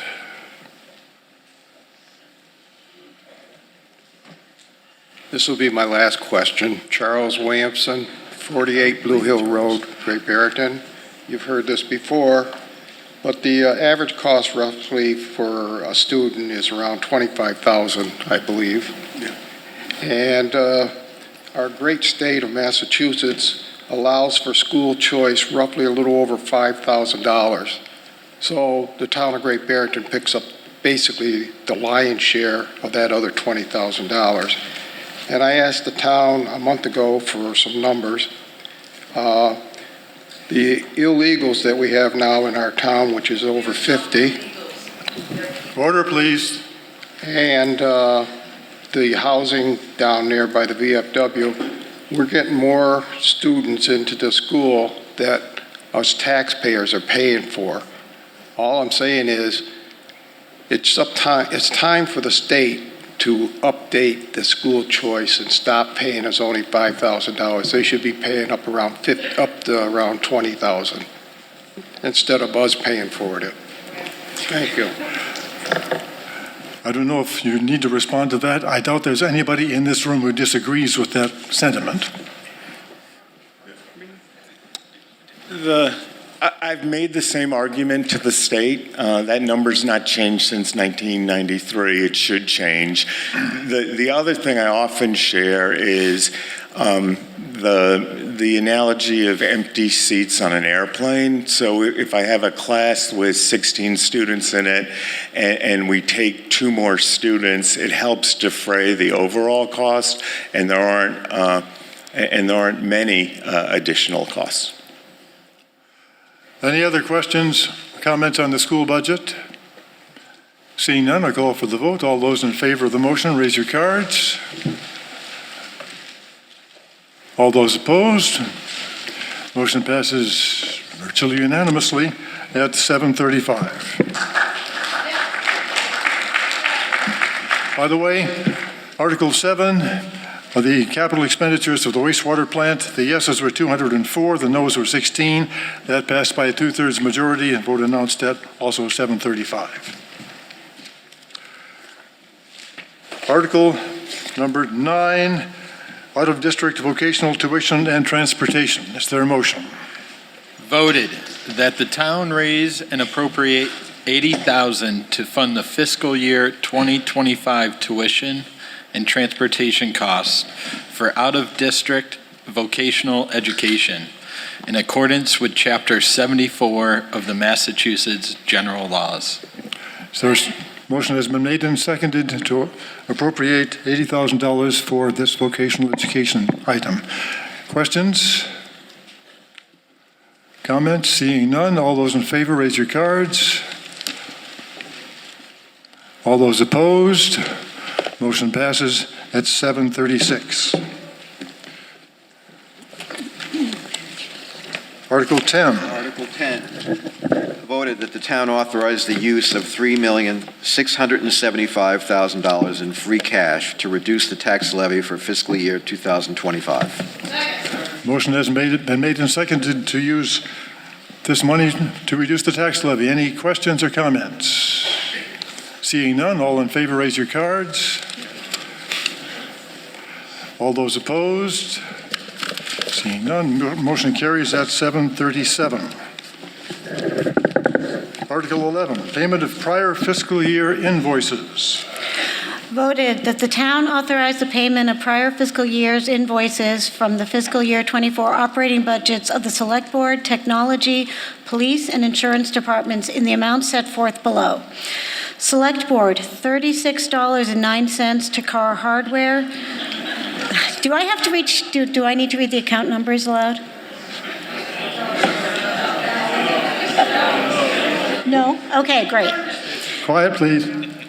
I just want to, okay. Also, Select Board, $9,561.46 to KP Law, PC. In Technology, $1,259.68 to Priority Dispatch Corporation. Police, $1,825 to Priority Dispatch Corporation. Insurance, $105 to Work Care, January 31st, 2022. $105 to Work Care, February 28th, 2022. $52.50 to Work Care, June 30th, 2022. $52.50 to Work Care, October 31st, 22, $52.50 to Work Care, December 30th, 2022, and $1,750 to Ancora Psychological LLC. Motion has been made and seconded. Is there an explanation that you'd like to make about any of these before I ask for questions? Seeing none, are there any questions about any of these? These payments of last year's bills require a 4/5 majority, which I cannot call unless it's unanimous. That's a hint. All those in favor of the motion for Article 11? Put your cards down. All those opposed? Thank you. The motion carries unanimously and therefore by 4/5 at 7:39. Oh, I think we're done, huh? Article 12, funding to Southern Berkshire Ambulance. Voted, the town appropriate $205,326 from free cash to support the operation of the Southern Berkshire Ambulance Service. Southern Berkshire Volunteer Ambulance Squad, Inc. Is there a second? Is there an explanation for this item, either from the ambulance service or from the select board? So this article is the annual subsidy to support the Southern Berkshire ambulance budget. This year's request is $205,326. last year's request, just for your information, was $151,294. And someone is here, I believe, from the ambulance if you have specific questions about their budget. Any questions about this? Seeing none, all those in favor of the motion, raise your cards. All those opposed? Motion carries at 7:40. Article 13 is transfer of funds for the courthouse upgrades. Is there a motion? Voted that the town appropriate and transfer $200,000 from the sale of real estate fund to pay for courthouse upgrades.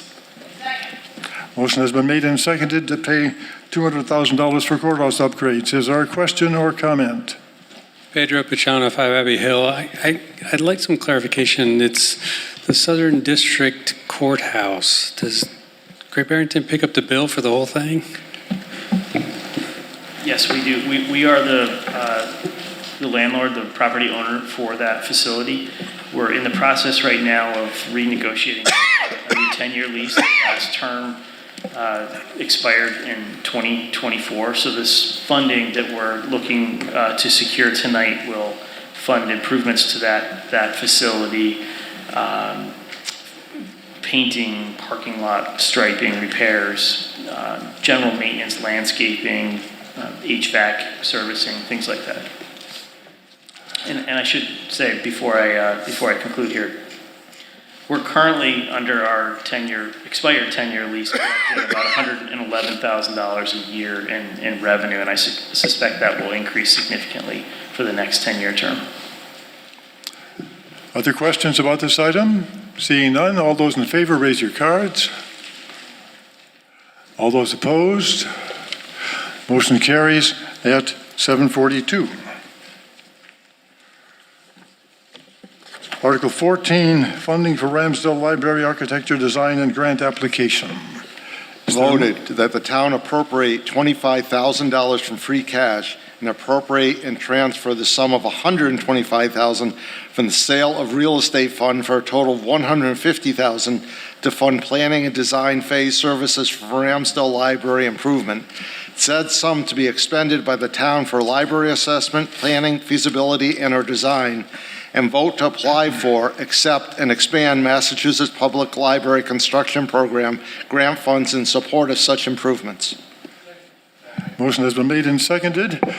It looks like there's a lineup at the microphone to make a presentation. I was approached before the meeting with a request for additional time by somebody who's, Ruby, you're over there. Okay. Be judicious. Okay. I'll apply the usual 3 minutes unless there's some reason otherwise. Good evening. I'm Pat Hollenbeck. I am chair of the library's trustees.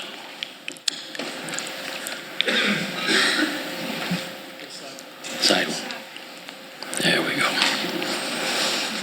Today's vote for Article 14. This is simply there's $150,000 for our planning and design phase. There was some confusion on this, and I'll explain that in a second. We can apply for this grant. You have to pay the $150,000 or we don't get in. We can't apply. The state will match up to another $100,000. The state has figured out that for $250,000 you can get the planning and design phase done. So that's how the numbers come into play here. What's important is this grant. This is not for the construction of Ramsdale Library. That comes down the road. This is just the planning and design phase.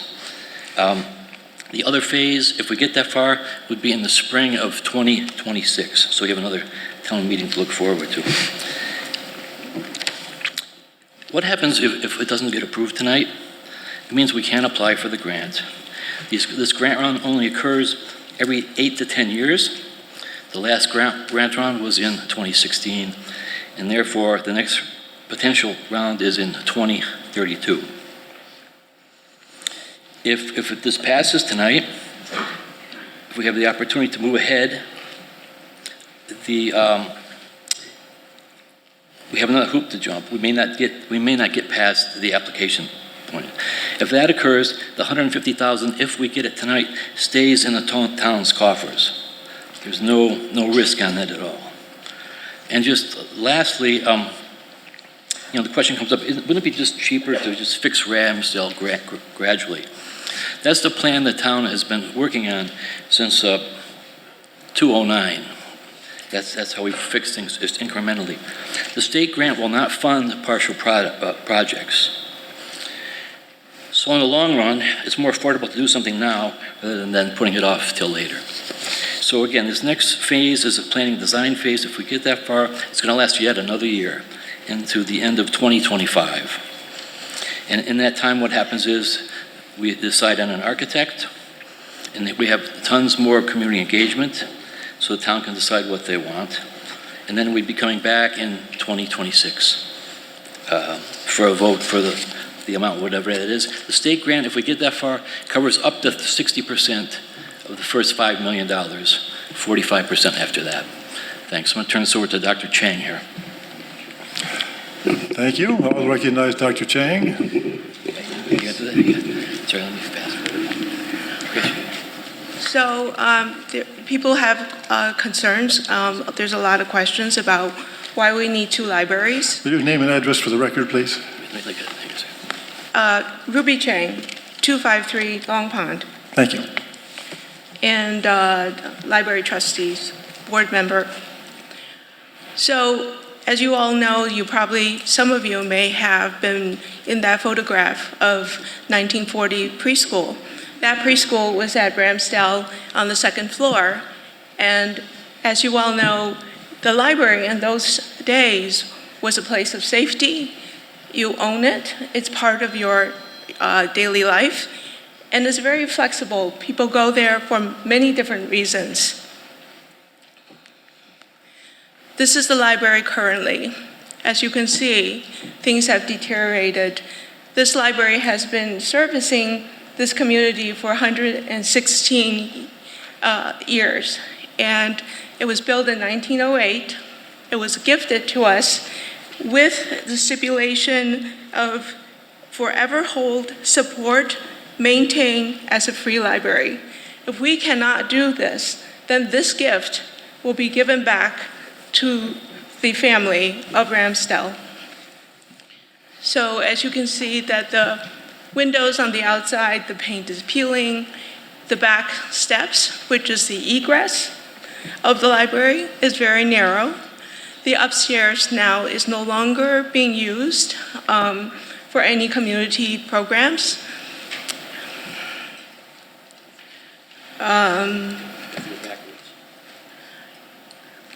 Let's see. I need to go back.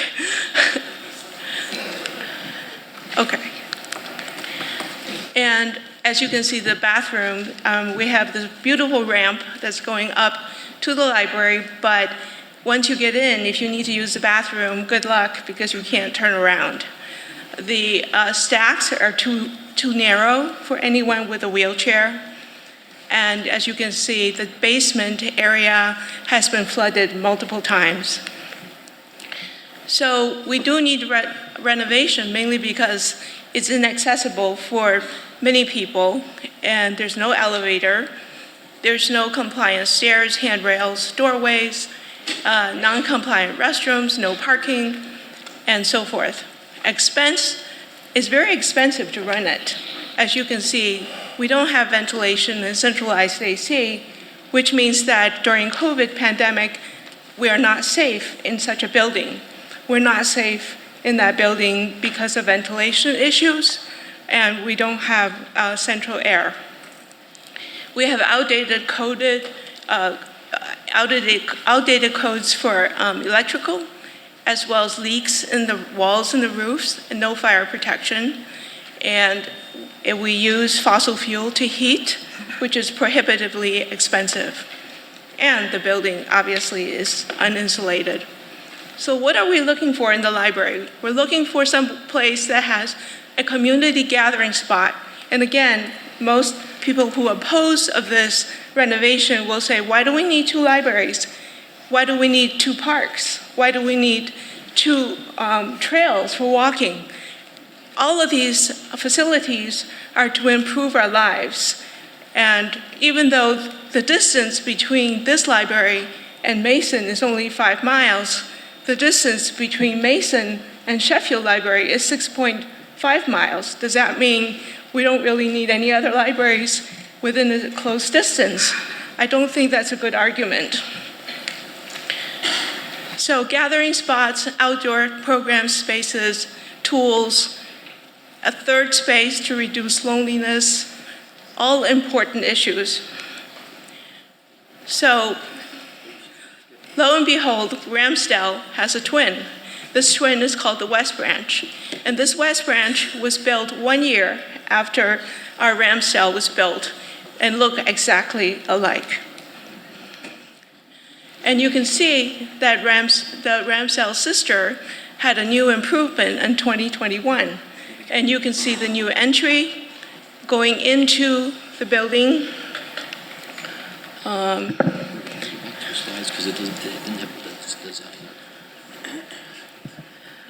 Go back. Okay, so Ramsdale, as you can see, has used Design Lab architects to improve, and they have improved their appearance as well as their usage. That is the 5 minutes you asked for. How much longer do you intend to go on? 1 more minute. 1 more minute. So I want to show you pictures of what the West Branch looks right now. This is what it looks like when you walk in. And as you all know, we do need a public vote, number one, to give us $150,000. Number two, also to apply and expand on that funding so that we can start the planning and design. So the town of Great Barrington will get $150K. The grant will give us up to $100,000, and we can start planning a design. We also have the Great Barrington Library Fund that's brand new, that has been successfully organized, and we will be starting to take donations to help with the building cost. So this is the rally to support Ramsdale in 2010. We've been working on this a long time, and this is most recently the pleasure of seeing people inside the library at the African drumming. Thank you. I see another member of your tag team is there. One is encouraged not to repeat points made by others at this point in the meeting. Thank you. Trevor Forbes, 325 North Plain Road. Just want to reflect a little bit on why this is important for Housatonic. Basically, a community runs a fine line between success and failure. All too often, local politics can institute a path towards failure. And the signs can be seen in a lack of facilities and services for just ordinary people. It's often due to political expediency, blaming a shortage of funds, or too many competing and often conflicting priorities.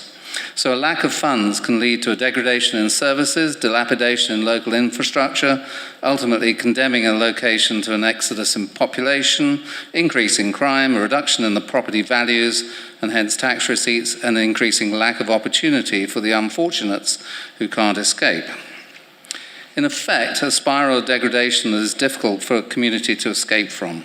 For politicians who are unable to have the vision to see the impact of their short-sightedness, the drift towards disaster often goes unnoticed. And so, we can see this in the hollowing out of cities such as Detroit in the past, San Francisco today, and many other smaller communities all over the country. Sadly, Great Barrington has been all too often seen to be condemning Housatonic to a similar fate. We're told it's too costly for the town to provide the necessary separate services for a community of over 1,000 people to prevent becoming the rundown poor cousin of Great Barrington. Apparently it doesn't always matter that key buildings owned by the town of Great Barrington are becoming dilapidated, falling down because of the cost of sustaining them. It's not a priority for the select board and town management. And so the spiral into neglect and ultimate poverty continues. So the proposal before you tonight is being basically supported by a group of people who've come together as the Great Barrington Library Fund Board. They've volunteered their time in order to help raise funds necessary for the town to be eligible for a sizable grant from the state in order to support the renovation of the library building in Houstonic, which the library director is reimagining as a vibrant service for this neglected community. Our success really depends on you voting for a relatively small appropriation from the town in order to attract a grant of $3 million. This will be money coming into our town and in particular the community of Houstonic from the state, not our local taxpayers. Otherwise, the fate of the library in the centre of Houstonic will be similar to the many years locals have had to endure seeing the old school building fall into disrepair. Another sign that Houstonic is being condemned to becoming the rundown ghetto of Great Barrington. So, a vote in support of the proposal to prevent this from happening and will prevent this from happening and give the hamlet of Houstonic a chance. Thank you very much. Thank you. Are there any questions? We've had 3 speakers now in favor of this proposal. Are there questions, comments from others? Go ahead. I was just going to also speak in favor of it.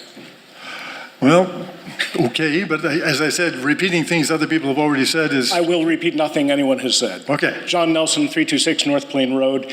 I encourage support of this allocation of $150,000 so that the library can apply for a much larger state grant.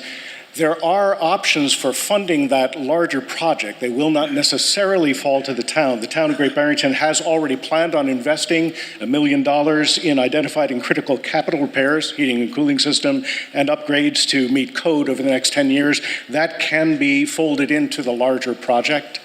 And there is a group of enthusiastic citizens, my wife and I among them. We've also heard from other neighbors who are committed to securing donations toward the capital project to meet the remainder if the town meeting approves this $150,000. And I understand that the Friends of the Great Barrington Libraries, which already has 501c3 status, has agreed to receive any raised funds.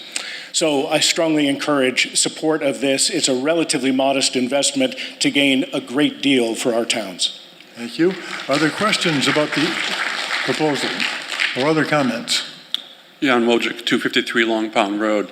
This is a prime example of what happens when the town decides to stop maintaining buildings, maintaining roads, etc. I've toured the building with engineers, and it's interesting that they have no humidity control. The upstairs, which is used by the Historic Commission, in fact, has no operating emergency lighting, so if the place loses power, you never get out, you'll die in there. It's a problem. There's bare wires exposed on the first floor. You have wiring with little doodads from Home Depot holding this place together. There is no humidity control, so for the historical folks that are using this upstairs, they're at a loss because everything sticks together. The guest bathroom when you enter is very narrow. Somebody took upon themselves to make that nice little ramp, which doesn't match anything in the building, but when you get to the actual door, there's a lip which you can't push a wheelchair over. Anybody with a walker is out of luck. My last comment really has to do with the libraries of today are not the libraries we were growing up. Essentially, libraries today are a community hub, they're people-centered, not collection-centered, and it's a place where patrons can create, collaborate, socialize, and learn. And I think we should stop trying to treat Houstonic as an unwanted stepchild. They're part of us. We should engage with them, work with them. They have their own post office. They should have their own library, and it should be better than the one we already have in town here. Thank you. Thank you.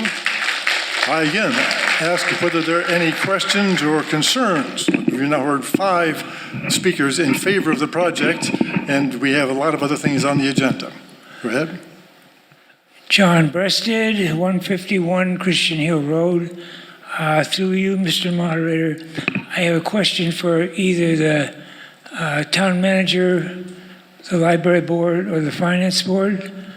The question is, in 2024 dollars, does anyone in the room familiar with this project proposal have an estimate of what this $150,000 will leverage if the town gets the grant that we would be applying for?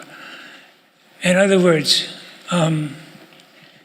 if we to follow in the spirit of that flow chart that the chairman of the library committee presented, if we pass this $150,000 now, and if we got the grant money that's supposed to leverage, what percentage is there an estimate of what the renovation of Ramsdale would cost in today's dollars total, and what percentage of that total estimate would be federal or state funds, and what percentage of that total estimate would be town money?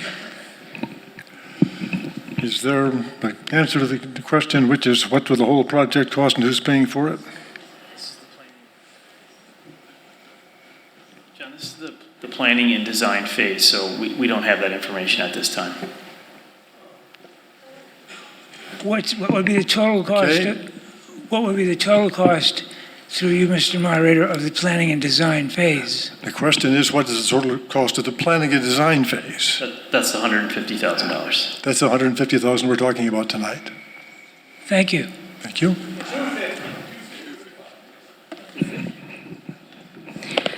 This is a great question, and I'd like to answer it. So basically, the $250,000 is really to facilitate the plan and design phase, and then we bring it back to the town with an estimate of the cost of the construction, and at that point, all of you get to vote again to determine whether you want to go through with it or not. If you do not want to go through with it, then we will have to think about other ways of cutting the cost or doing it piecemeal, which is really, by many state laws, it's really not appropriate for accessibility. I'm sorry, you've already spoken for 6 minutes on this item. All right.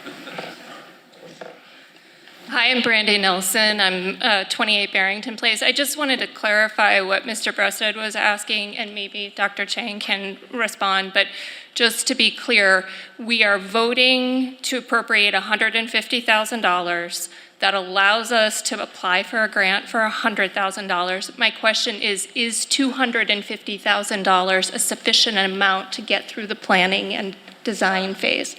Do you have estimates for that? Okay. You can answer that one.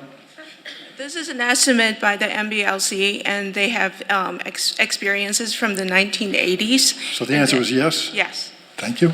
Thank you. Are there any other questions, comments that would bring a new idea to this discussion? Motions must be made from this microphone. Second? No, you're on borrowed time though, Steve, so go ahead. Well, I'm not going to take 3 minutes.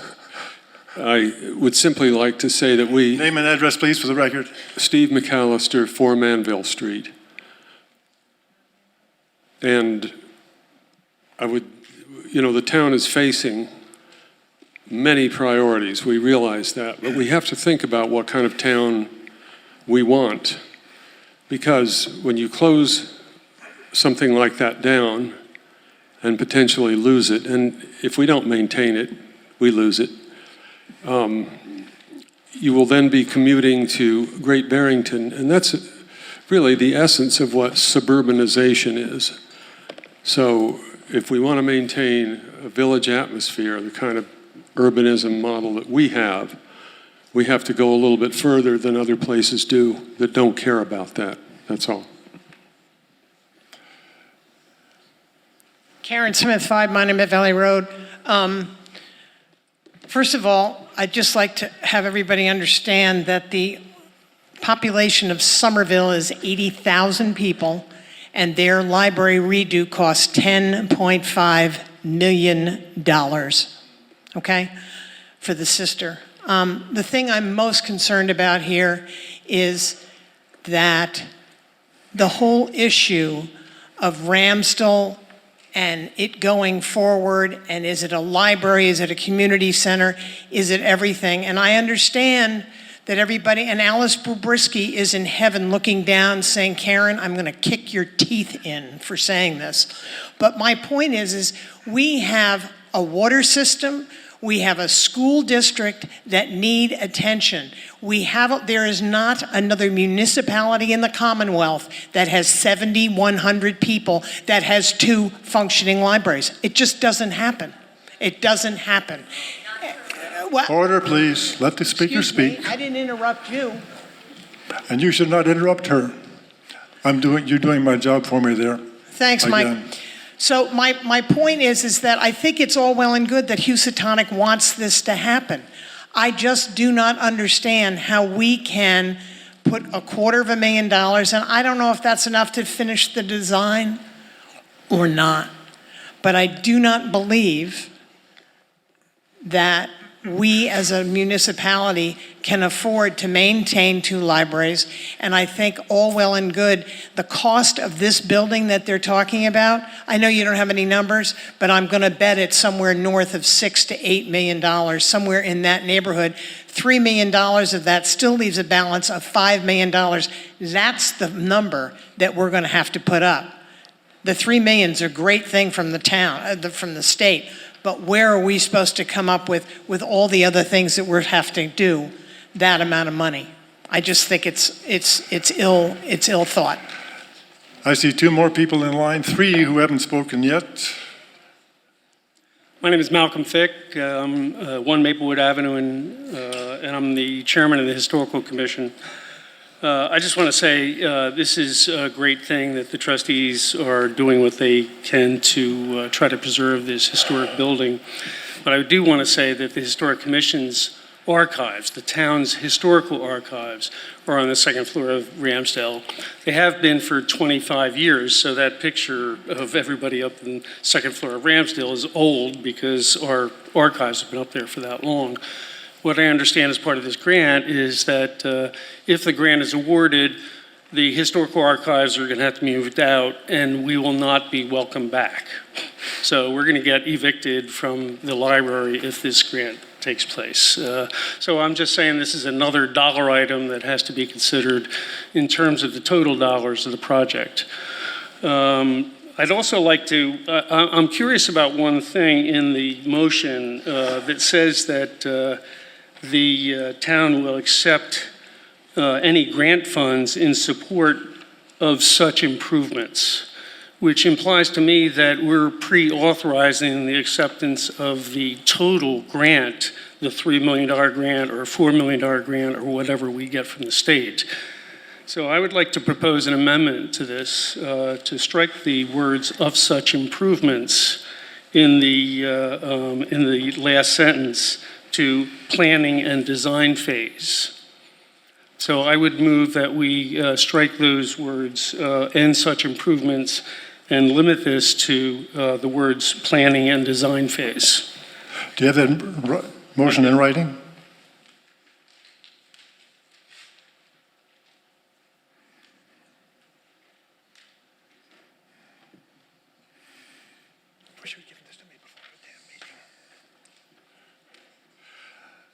The proposed amendment is to replace "and such improvements" with the phrase "planning and design phase" in the last part of the motion.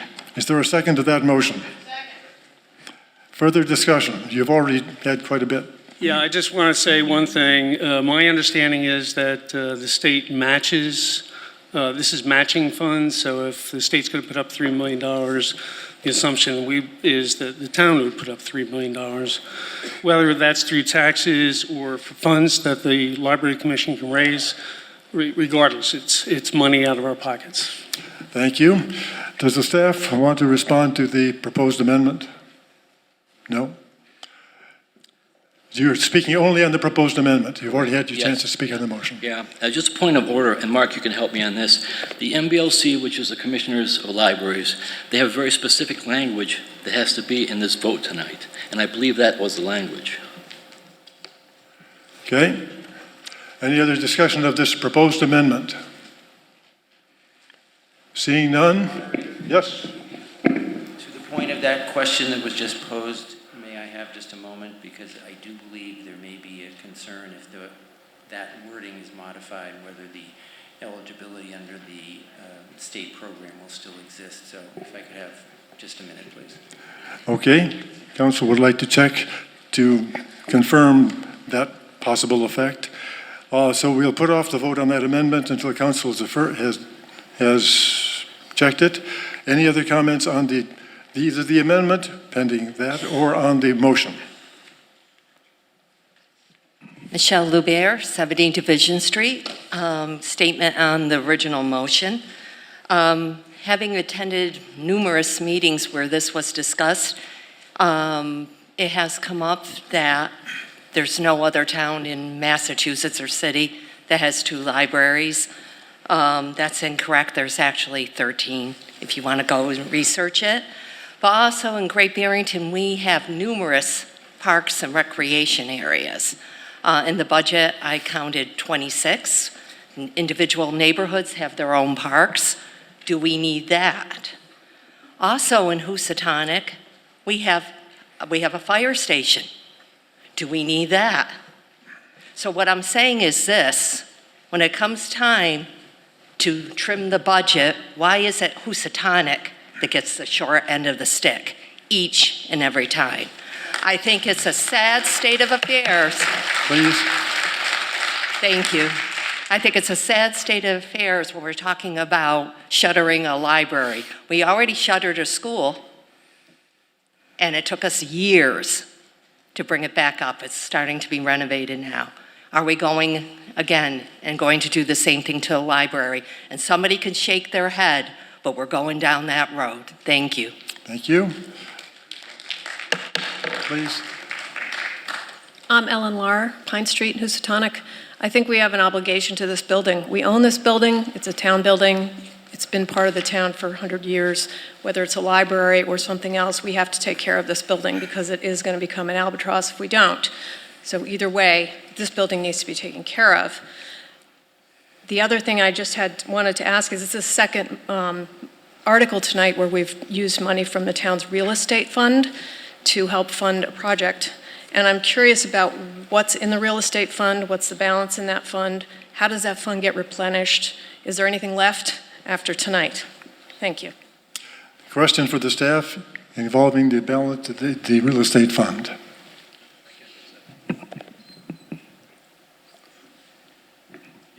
Current balance in our sale of real estate fund is $675,000, roughly $675,000. We have $350,000 of that dedicated to the Housatonic school remediation.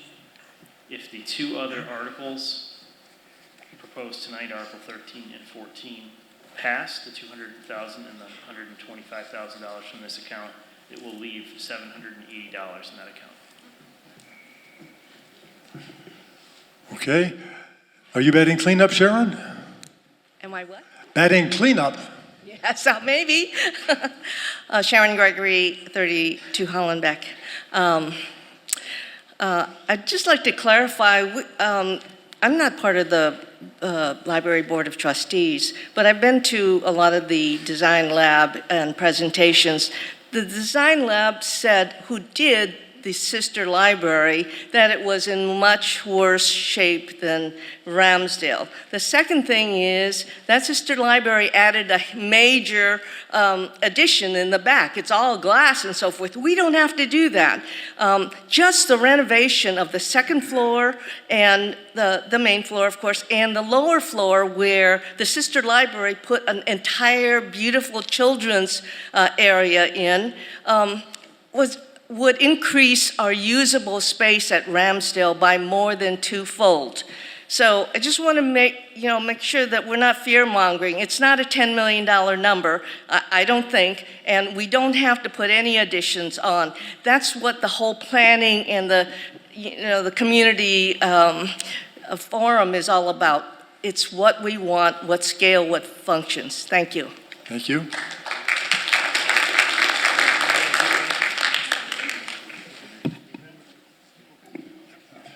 Council is recognized. Mr. Moderator, I read the communication from the state as permitting this kind of an amendment amendment, but I would suggest, and the maker of the motion can choose this as a friendly amendment to that wording, that the amendment simply be to replace the word improvements at the end of the motion with the phrase planning and design phase, which would make the last phrase of the motion read such planning and design phase. Malcolm, is that acceptable for you? Yeah, I agree with that. Thank you. Okay. Is that changed motion also going to be seconded by somebody? Okay. Seeing no further comment? One more. Oh, no, actually, two more. I just want to talk about the town of Housatonic. Town of Housatonic, basically, Great Barrington always stresses the importance of diversity in reducing income disparity, providing housing for lower income households and ensuring opportunity for those less fortunate. A library can provide a valuable resource for lower income households and especially their children. Housatonic has a number of households who, through no fault of their own, do not have access to high-speed internet. Their children may need to seek information through books, equipment, and services that they may not have access to. And the library in Housatonic can provide many of the services, especially for those who cannot travel into Great Barrington. If you take these services away by voting against the proposal, you're taking away opportunities for those in need. You're worsening the divide between those less fortunate and those who do not have the income to access services that the library provides. Vote for this proposition, and you're helping provide these people with the opportunity. So the question you should be asking yourself is, do I want to support those who are less fortunate?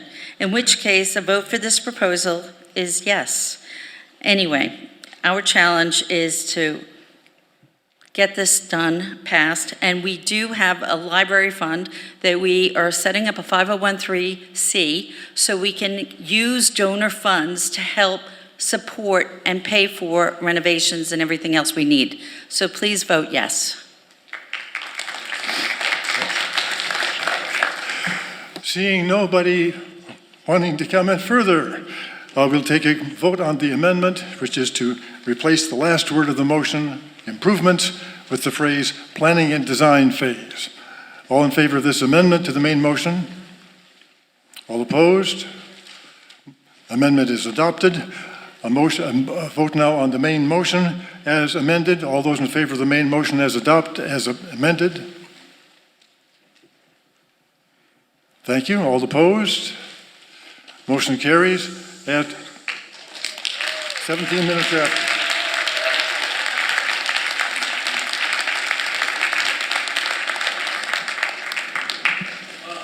Says good things about our priorities, perhaps. How much time we spend on spending $150,000. Article 15. Voted that the town appropriate and transfer $10,556.32 from free cash for deposit into the opioid settlement special revenue fund. Is there a second? Motion is made and seconded. Is there an explanation, or is one necessary? Any questions? Seeing none, all in favor? Raise your cards, thank you. All opposed? Motion carries at 2018.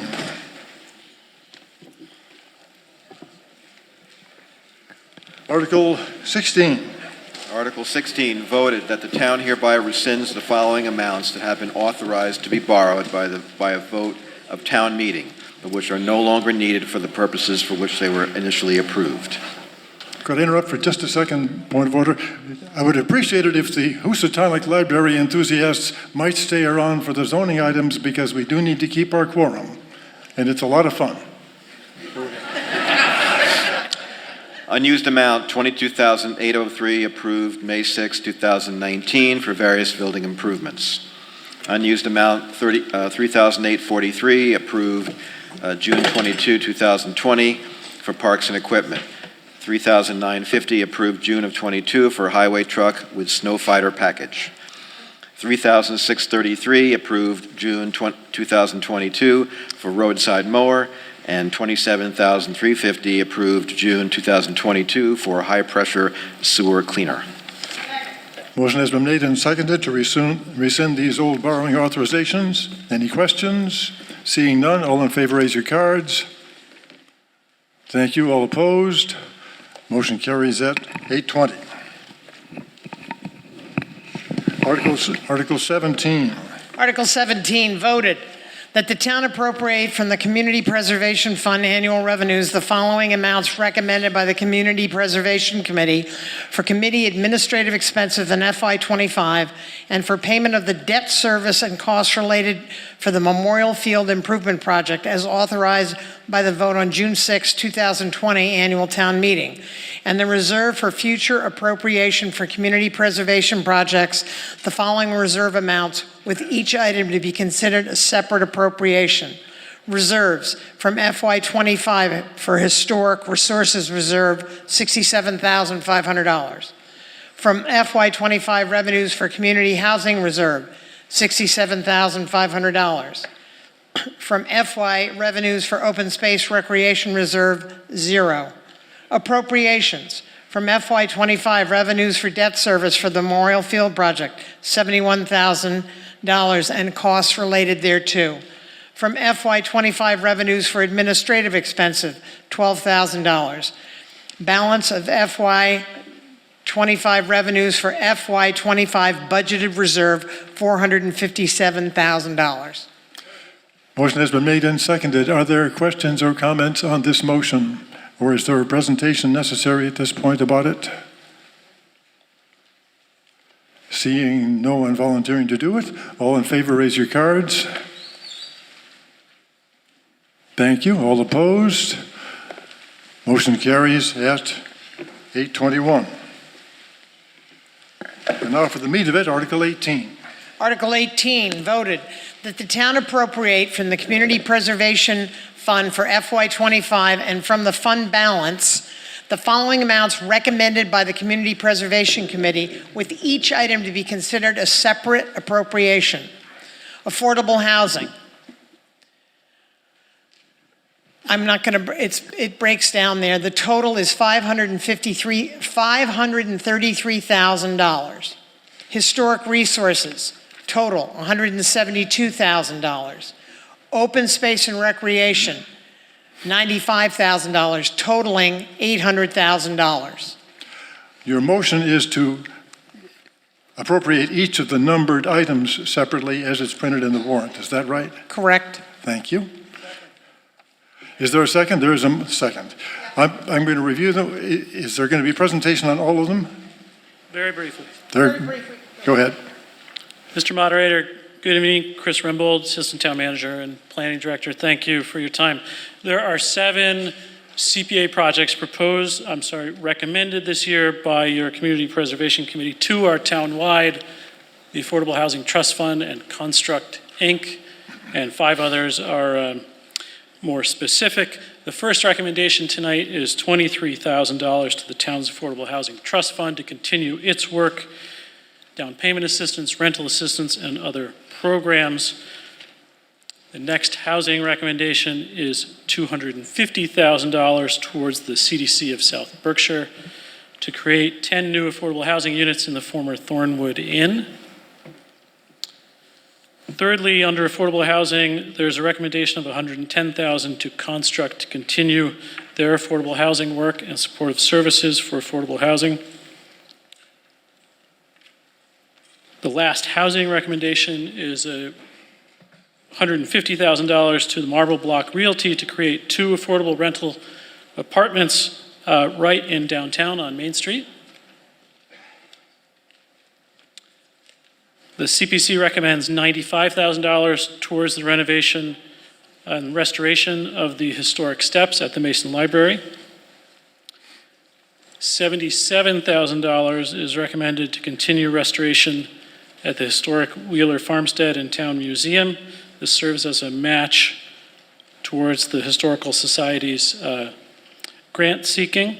And then finally, $95,000 is recommended towards the renovation of the playing courts at Grove Street Park. Thank you. Thank you. Are there questions or proposed changes about any of these items? Eileen Rosenthal, 39 Castle Hill Avenue. the number 4, Marble Block Realty, it seemed like I remembered that from last year. I don't understand why the 2 units that will be affordable just have a limit of 15 years. I don't see, especially if anyone has a child, they know how quickly 15 years goes. That doesn't seem to make sense to me, that it should be guaranteed for such a short period. You have a question about that item. You understand it's a 15-year limit on the 2 units, and the question is why? Mr. Moderator, the committee debated this for quite a long time. There's a few reasons why, and I'd invite the project proponent to speak if you would allow. Part of it has to do with how long the building is actually financed for, and that's sort of the term of how long the renovation is financed for. And so to extend it longer actually jeopardizes the financing of the entire project. And secondly, just looking at the numbers, which the committee did in a very detailed way, is we think that that's reasonable for the amount of funds that we're giving, and that's the difference between the rental rate and the affordable rental rate and the market rental rate. If there's further questions, the proponent is slightly here. out of order, and perhaps this is not wise. Are there any other questions, comments, or proposed changes concerning item 4, Marble Block? Yeah. I guess my question is... Name and address? Jan Wojcik, 253 Long Pound Road. My understanding for the $150,000 is that it's something being paid each year for 15 years because of the way the financial agreements are made. Why are we paying everything up front to these people? It's a private company, it's a realty company that's running it. I just don't see the rationale of us giving them $150,000 up front, assuming that they still own it in 15 years. I'm sorry, your question, the premise of your question is that this will be an annual expense? Why pay everything up front to them if it's for 15 years? Every year we can give them a 15th of the total sum rather than paying it all right now. Okay, I understand the question. Is there a response? Well, I guess there's 2 responses. To pay it every year for 15 years would require us to come back to you every year or vote every year, which we could do. Secondly, the project proponent is financing this over a large amount of time. If $150,000 wasn't received up front, essentially as a down payment or a grant, a write-down of the mortgage, their costs would be substantially higher. All rents would have to be higher. I'm sure the proponent could speak in more detail, Mr. Moderator, if needed. If needed. Any other questions concerning this particular item? We're not going to have a debate about it. Could you finish your questions if you have more? Thank you. Yes. Sharon Gregory, 32 Hollenbeck. On the Marble Block Realty, I guess I am generally opposed to supplementing private developers from our CPA funds. It seems that we can either give that supplement to the renters who can't afford to have the market rate, or use that money for the Affordable Housing Trust Fund, who I hope would be able to leverage the $150,000 better. Is that an amendment? And if so, do you have it in writing? What's that? Is that a proposed amendment? And if so, do you have it in writing? I will put it in writing. So I would please put it in writing. I'll let you get back to the microphone after you've written your amendment. Right, but shall I just have it as I oppose this instead of propose something else? Because the CPA committee has to propose an alternative. I can't, right? Council informs me that the only available action right now is to say no, not to move it elsewhere. You're right. Okay, so I propose opposing it. So, well, do I have to put that in writing? Your proposed amendment is to strike Yes, item number 4. 4, right. I'd like to have that in writing, particularly if you thought about it, but I'll take it for now. There's an amendment on the floor to strike item 4. It's been seconded. Further discussion on this item only, which is the proposed amendment to strike item 4. Seeing none, all in favor? Is there somebody who want to comment on it? Yes. Okay, sorry, John, I couldn't see you coming. Yeah. I want to, Mr. Moderator, I want to make sure I understand the procedure at this moment. So can you repeat what we're... Right now, an amendment has been proposed to eliminate item 4 from the main motion on Article 18. So what we would be voting on right now is an amendment that could completely strike this. That would delete the $150,000 to the marble block, which is item 4 on this motion. Yeah, I strongly oppose deleting this item 4. Last year, the developer was here, I forget his name. He made a very reasonable, I thought, presentation for this subsidy. One of his points, as I remember from a year ago, was that his project, the projects he's doing now downtown, renovating those old apartments, are the only ones in town which are actually mixed income. Everything else that's affordable housing in town is very carefully physically separated from market value housing. It may be only a symbolic thing, but I think that was an important point that he made. So I strongly urge my fellow voters here to vote against this amendment. Thank you. Any other comments on the amendment to eliminate? The one at the microphone first. It's Pedro Pachano at 5 Abbey Hill. I'd like to encourage the meeting to vote for this item. Housing, we can't stress enough how complicated housing is. I take the gentleman's comment before I spoke to heart that we need, or it's very important to have a mixed income, particularly in our downtown.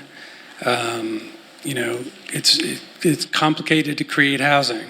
And when we have developers coming up here and asking for a little bit of help to do something good for the town, I don't think it's a good idea to say no. We need to be friendly to the people who are actually going to create this kind of projects in our town, because nobody else is going to create it. The trust does a great job, but they're dreadfully underfunded. CPA has limited amounts of money that have to go to 3 different categories. So I would encourage everybody to think through whether or not you really want to have this type of community that's not just people who can afford it, but people who work at our restaurants, who are your dental hygienist, people who don't make enough money really to afford a place in town. Thank you. I would also strongly encourage... Name and address. We know who you are, but please. Sorry. Lee Davis, 9 Sumner Street. I would encourage town meeting to keep this item as it is. A unit of affordable housing to build is costing around $500,000 per unit. We are going to be getting 2 units of affordable housing in downtown for $150,000. So that comes out to roughly $75,000 per unit. It's extremely important to keep our mixed housing with different incomes downtown. We create a community, we don't just have high-end market rate housing. And what developers are trying to do, such as Mr. Barnum, is bring some of that mixed income into downtown. And this is one way of creating affordable housing at quite an affordable price. So again, if you think at, creating new affordable housing in downtown Great Barrington, we're looking for, quite a substantial investment, approximately $500,000 to create new affordable housing. So what we're trying to do is really not make it just for those that have high incomes to live in downtown Great Barrington. And this is one way that we're trying to incentivize developers to work with the town and bring in that mixed income. Because if we don't work with developers, where is that money going to come from? Where are those units going to come from? Because it's very tempting for local developers that have expensive real estate downtown that they can get very high prices for just to get the highest prices. So I would strongly encourage to let local developers come to the town and work with us in trying to create mixed income in downtown Great Barrington. I believe the developer would like to say something. I'm Craig Barnum, small developer, local, from here. So not a big company. This building was almost bought by the CDC, which I think would have probably taken it off the tax roll. It's on the tax roll. It's going to stay on the tax roll. The manner in which we worked with the CPA committee was deliberate. We did not clear the building. This is not one of the other buildings from last year. This building is occupied. We did not clear the building. Nobody is being displaced while we utilize these funds to match our other funding, which is from us personally, to fully remodel and redignify these spaces. I understand. I hear you in terms of the general stigma of private market versus nonprofit, but we have support from Construct, which I also support and everyone else does. It's a great thing. We have support from the CPA committee, which worked with us to make sure that we had an appropriate 15-year term on this, because depreciation is real, which you guys are hearing about today. We have to make sure in 15 years we don't put anyone in a bad spot, and we have the capital to maintain the building. That's why we chose 15 years. That's why the financing is for 15 years. To address another opinion over why is this not tranched to us over 15 years, these costs are going to happen today in today's dollars. If we stretched it out over 15 years, it simply wouldn't work.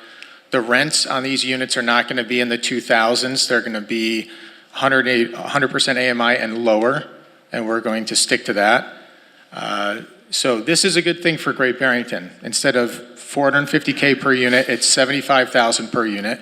The building stays on the tax roll. Nobody gets displaced, and you basically help us redignify spaces with keeping rent structures extremely low.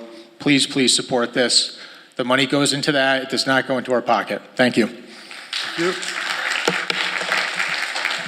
Any further comments on the amendment to strike number 4? Seeing none, all those in favor of the amendment to strike item 4 and not spend the money, raise your cards. All those opposed, raise your cards.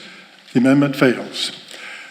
Now, I did not go through this in order of all the other ones, but this is maybe a little dangerous. Any comments on number 1? Any comments on number 2 for the CDC? Or questions? Yes. Oh. Number 2, yeah. So Daniel Seitz, 31 Pleasant Street in Great Barrington. First, I have a general question. Is the motion to vote on all of these as 4 items together for the total amount, or will the voters be asked to vote individually on each of those 4 We're going to vote for the whole motion one at a time unless somebody makes an amendment to delete one. We just had one such amendment defeated. So if you would like to change one of them, make a motion about that item. Sure. So let me ask another question. Is it possible to make a motion to vote on each of the items separately? It is possible. Yes. I would like to. Yes. Well, You'd like to divide the question. Yes, I'd like to divide the question because I think. Is there a second to that incidental motion to divide the question and vote on each one separately? It's been moved and seconded. That motion is debatable. Do you really want to debate it? I just will say that these are all very different types of projects, and I think that people could be very supportive of one without necessarily being supportive of another, and some are fairly big ticket items. So I think it would actually be more in line with the will of the voters of this town if they were given an opportunity to vote individually on each of the items. Okay, the motion before us right now is a procedural one. Are we going to take 7 separate votes or one? All those in favor of taking 7 separate votes, raise your cards. All those opposed to taking 7 separate votes, thank you very much. We'll vote for it as one motion. Okay. Any comments on any of the items in this one big motion? So, yes, so I have questions on item number 2. Chris, go ahead. Okay, so first, is this dependent on the zoning change that would allow for basically rooming houses, the co-living amendment? No, okay. The answer from planning is no. Yeah. The second question is, are these all rental units or are some going to be sold? Okay. The answer from planning is Sure. all rental. Third question, is the CDC going to be managing this property, or at least for the time? CDC, want to speak for it?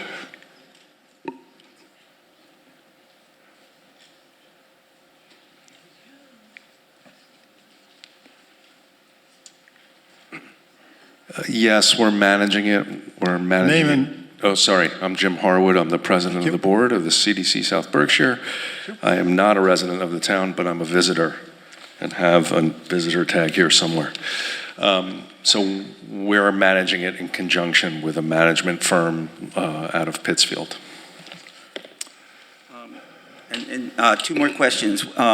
So there are 10 units that affordable housing 10 market rate. Will all 20 units be sharing the one kitchen, or is there a difference between the affordable units where there's a shared kitchen and the rest of the units that are market rate? Those numbers were what was presented, but they're not entirely correct. It's a total of 18 units. 15 will be affordable, 3 will be market rate. It's a co-housing situation with shared kitchen for all. One of the market rate units has its own kitchenette. Last question? Yeah, great. And oftentimes what is mentioned is the need to provide affordable housing for people who are already in the area, working in the area, and so forth.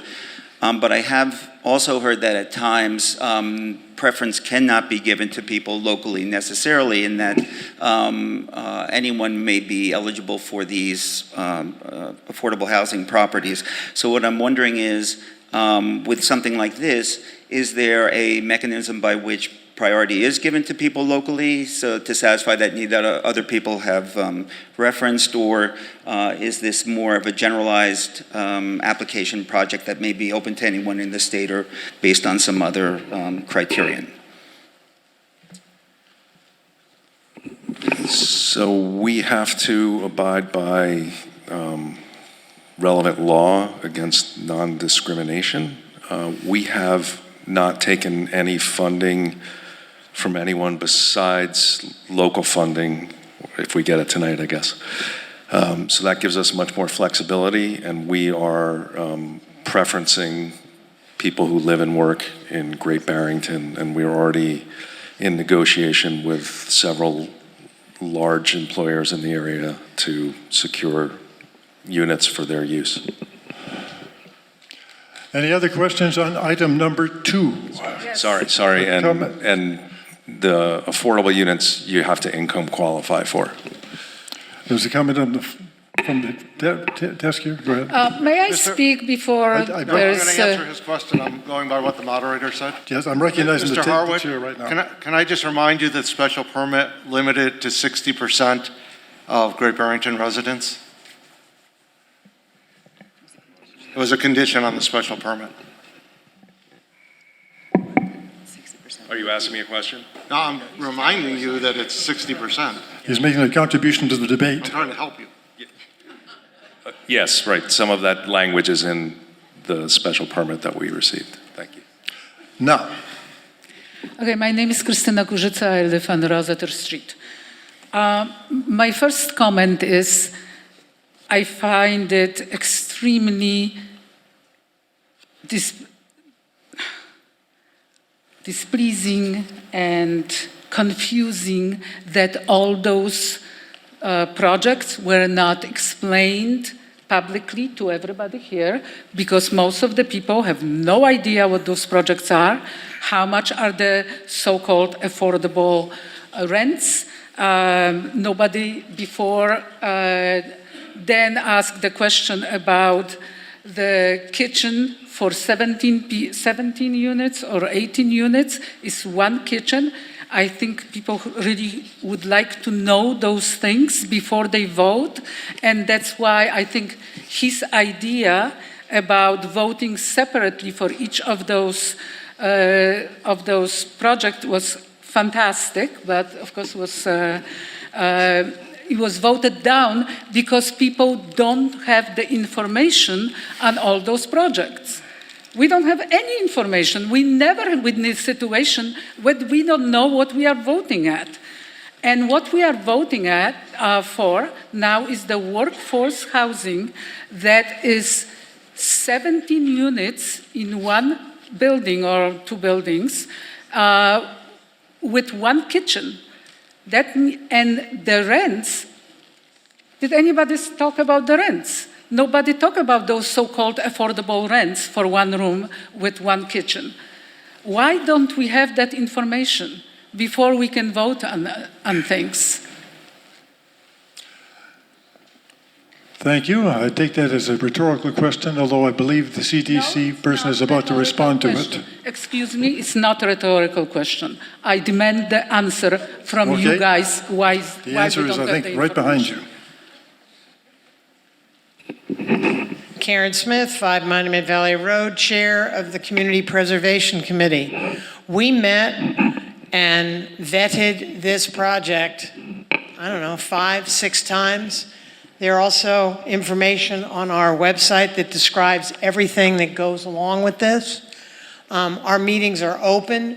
They're also Zoom, so people, if they had questions or wanted to know more about projects, we purposely made sure that people, if they had questions, had a place to come and get answers. Tonight is not the night because we do all that work as time has developed since December of last year. The question was, why did not more information come out? And I think that was the answer. Now, if there was a different question, I missed it. So I agree that this was presented over several nights in great detail with really in-depth spreadsheets. The rents are below guideline restrictions for the income levels, and it varies by unit what they are. It varies by unit what the income restrictions are. I don't have them committed to memory. I didn't bring those spreadsheets tonight. They were presented at those other meetings. You really don't remember the numbers? What are the rents? There's 18 units, and each unit has a different rent level, and they're all under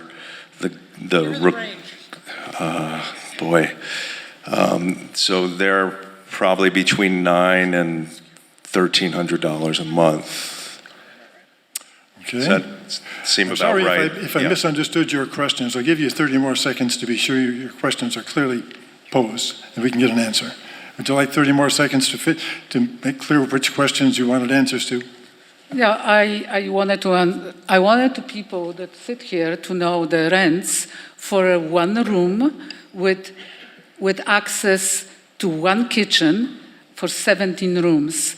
And those, like when we live with the roommates, we say pay now $800 for a room. That's a lot. And there's one or two roommates. Here we have 17 roommates, and you have one kitchen to use.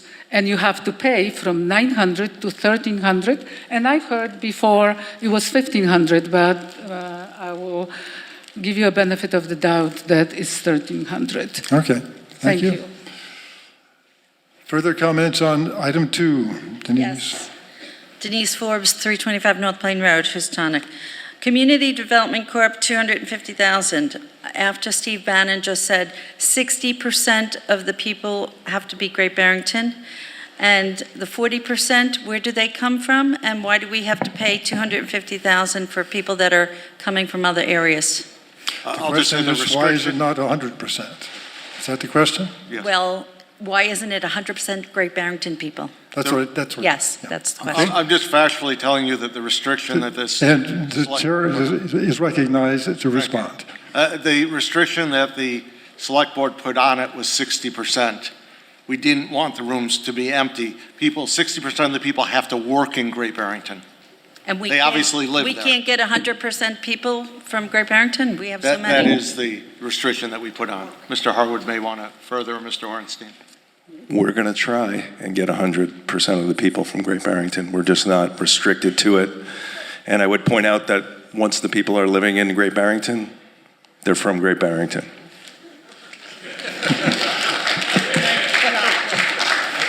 Any other comments? Michael, may I just clarify that? Quickly.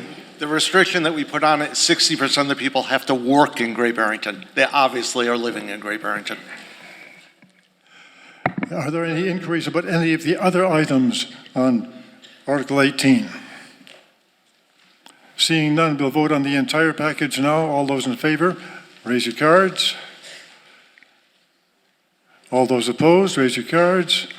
Motion carries at 10 minutes before 9. Article 19.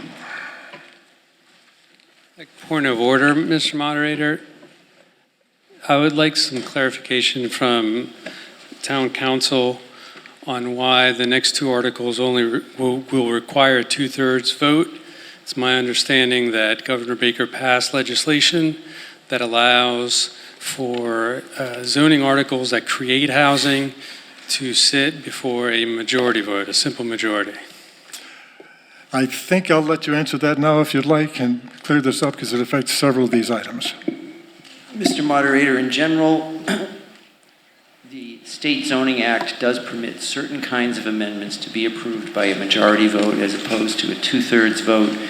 They are specific amendments. Both of these amendments include items that are not explicitly within the scope of what the statute says may be approved by majority vote only, and that is the reason for Town Council's opinion that they will require a 2/3 vote.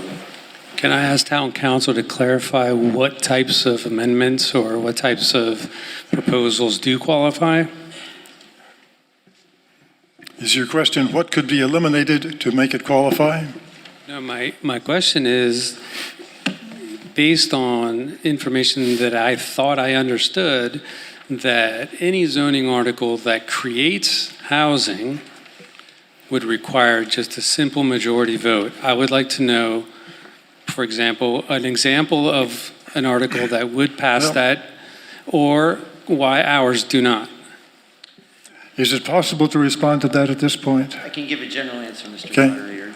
It is not the case that it is simply an article that creates housing or allows for the creation of housing that would permit a simple majority vote. There are 4 categories in Section 5 of the Zoning Act. Some of them deal with mixed use or multifamily housing. We don't have explicit, those would be the closest that we were considering here tonight. But the scope of these articles, in my view, does not fall within the scope of the statutory provision that says you may obtain approval by only a majority vote.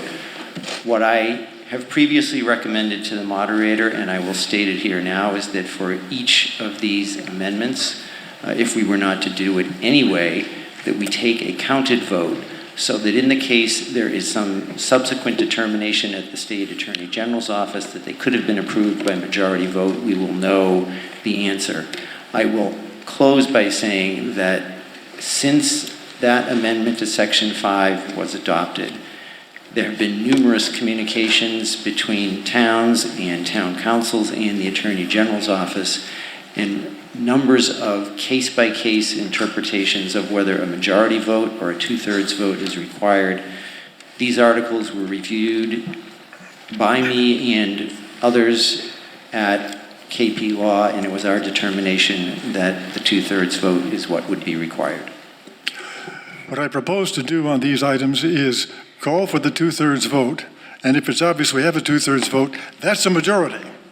And if it is close, I will have the teller vote counted to be sure which side of the two-thirds we are on. That's how I propose to handle it. Okay. Okay? Motion on Article 19.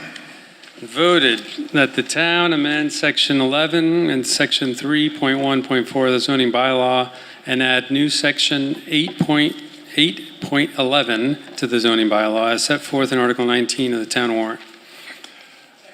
Motion has been made and seconded to make the proposed change in the zoning bylaw. Is there an explanation? There is. Thank you. This article proposes to allow co-living residential development. These proposed amendments will allow a new use definition to the zoning bylaw for co-living residential development and regulations governing this use. Co-living where a tenant rents a private bedroom but shares kitchen, laundry, and/or bathroom with other tenants is akin to what used to be referred to as a boarding house. Co-living is less expensive and can be more convenient than traditional rentals, but unfortunately our zoning bylaw does not include co-living as a residential type. It is a less expensive option because the cost of kitchens and/or bathrooms is shared rather than allocated to each tenant. It can also be a convenient option for people who will be in the area for less than a year. For example, they are here to work for just the ski season or at a summer camp. And also for new residents as they look for permanent options in our high-demand housing market. Co-living residential uses could range from a renovated hotel to renovated large homes with multiple bedrooms to new buildings designed and built as co-living. As with any other development, the zoning bylaw regulates the size of the building based on height, the setback, lot coverage, and parking requirements of the particular zone, and this proposal also includes regulations for a minimum size of each unit. This bylaw would allow co-living by right in most medium to high-density districts in town where there is water and sewer services, for example, and by special permit in other areas. The Planning Board proposes this article as part of the town's overall goal to provide a variety of housing opportunities at a range of costs. The Planning Board recommends that town meeting approve this article. Any questions? There is a second. Motion has been made and seconded. That was his speech. Any questions of the Planning Board about this? Seeing none, I'll call for the vote. Recall that a two-thirds vote simplifies everything, but we can take a televote if necessary. All those in favor, please raise your cards. All those opposed, raise your cards. Vote passed. Motion passes by two-thirds at 3 minutes before 9. Article 20. Is there a motion? Yes. Voted that the town amend Section 3.1.4, Table of Use Regulations of the zoning bylaw to set forth in Article 20, as set forth in Article 20 of the warrant for the town meeting. Motion has been made and seconded to make this change about use regulations. Is there a presentation? Yes, thank you. My name is Malcolm Fick. I'm at 1 Maplewood Avenue. And these amendments will amend the Table of Use Regulations to allow more types of housing, including multi-unit residential and mixed use by right. The Planning Board proposes the article as part of the town's overall goal, as expressed in the master plan, to provide a variety of housing opportunities at a range of costs. The Planning Board recommends the town meeting approve this article. Thank you. Any questions of the Planning Board about this item? Seeing none, the same applies. This regards a two-thirds vote. There is a question. Go ahead. This is a general request that when any of us speak on a matter pro or con, can they please, beyond stating the name and address, if they have any particular affiliation with the project or by profession? Point of order is well taken. Thank you. If they have a project. So Daniel Seitz, 31 Pleasant Street, Great Barrington. First a question. As I read this, it looks like basically what these changes do is give developers or builders a right to put in what could amount to be apartment buildings, rather than leaving it up to the select board to make the final determination whether to approve the project. Is that correct? The question to the planning board is whether the point of this is to create by right uses. Malcolm? That is correct. I'd also like to point out, though, that commercial developments in the town in many zones can be done by right. It's housing that we don't allow by right. That seems wrong to me. Dan, you had another question? Well, comment. Okay. Okay, just a simple comment is that this could, I believe, lead to a substantial, you might say, urbanization of Great Barrington, depending upon how many people choose to build apartment buildings and such. So from my perspective, it is not a bad thing to be able to look at individual projects and decide whether they seem to fit within the character of the town or whether they may be leading to too rapid a development here of the town that could potentially start adversely impacting, you might say, the character or quality of the town, one that I think has attracted many of us here to live in the first place. Thank you. Further discussion on this item? My name is Barbara Matz, 22 Mahaly Street. I just have a question as to whether any consideration has been given to density.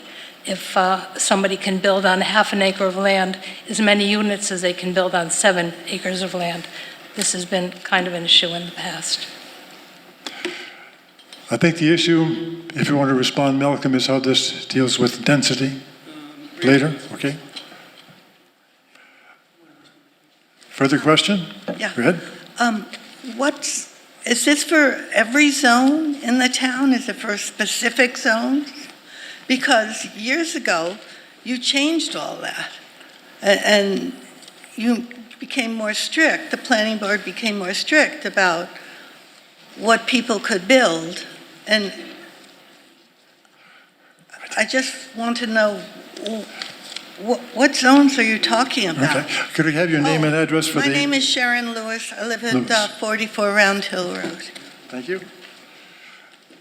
Can someone answer that? Well, I'm asking the planning board to respond to the 2 questions which have just been put. Hi there. Brandy Nelson, 28 Barrington Place. I'm the chair of the planning board. If I could please draw everyone's attention to the warrant article. There's a table on the warrant. And if you see in the table, there are strike-throughs. So the strike-throughs represent the current status, which is a special permit where it says SB. And then beneath that, we're proposing to replace it with a Y. If you go to the top of the table where it says permitted use and then zoning district, and you go from left to right across the table, you see R1A, R1B, R2, R3, R4. Those are our generally residential zones that have lower density. R4 particularly are the outlying areas. The zones that we're proposing this change in are the B zone, which is a business district, the HVC, which is the village center, the B1, the MXD, and the B2X, all of which are already characterized by higher density and mixed use. So we're just trying to remove a barrier to add more housing where there's already good walkability to jobs and different services. Are there any other questions? How do you expect a regular person to understand that? I don't understand any of this. Thank you. Jim? Yes, Jim Stark, 1099 Main Street. I would just like to propose that the Housatonic Village Center remains under the purview of the selectmen because it's dense enough, and the way this is written, 4 to 8 units and 9 units or infinity would be allowed by right, and that's, to me, reckless. Do you have a particular proposal? Yes, I think the current allowed use requiring a special permit should be continued. I will let the planning board respond. If that's a motion, I need to have it in writing. This is Pedro Pachano again. I'm vice chair of the planning board. I'd just like to answer or add the idea that the Housatonic Village doesn't really have a lot of land on which you can put an infinite amount of homes. And besides that, their zoning has rules in place that limit what you can build. So if you have half an acre, maybe there's not enough land there to fit 8 units, 8 units of housing. So there are still checks in the zoning that will prevent the type of density that I think most people are afraid of. I'd also like to make one point. As a community, we have to realize, I can't stress enough, and I invite everybody to come to a planning board meeting just once, because every meeting we discuss housing in one form or another, because it is the most dire need that we have in our town. And we have to stop this antagonism towards developers. Developers are the ones who are going to build the housing. Developers are the ones that built our main street. If you live in Housatonic, a developer likely built your house.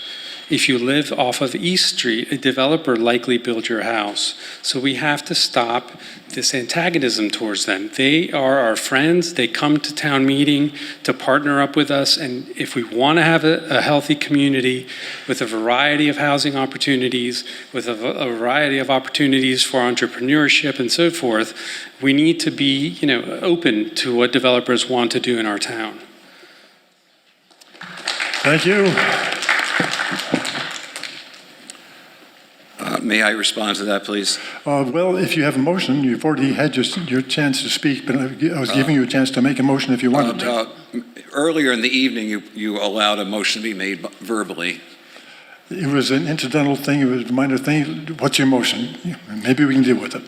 My motion is to leave the requirements for 4 to 8 units and 9 units or more within Housatonic Village Center the way they are, and not yes. And here's why one wants a motion that is in terms of, that's written down, because I'm not sure what that means in terms of revising the warrant item. And the motion is to adopt what's in the warrant item.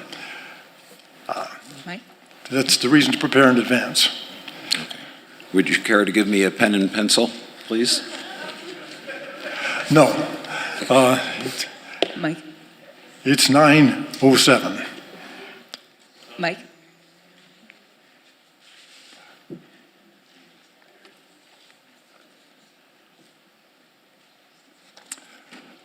Any other comments on this item? Mr. Moderator? Yes.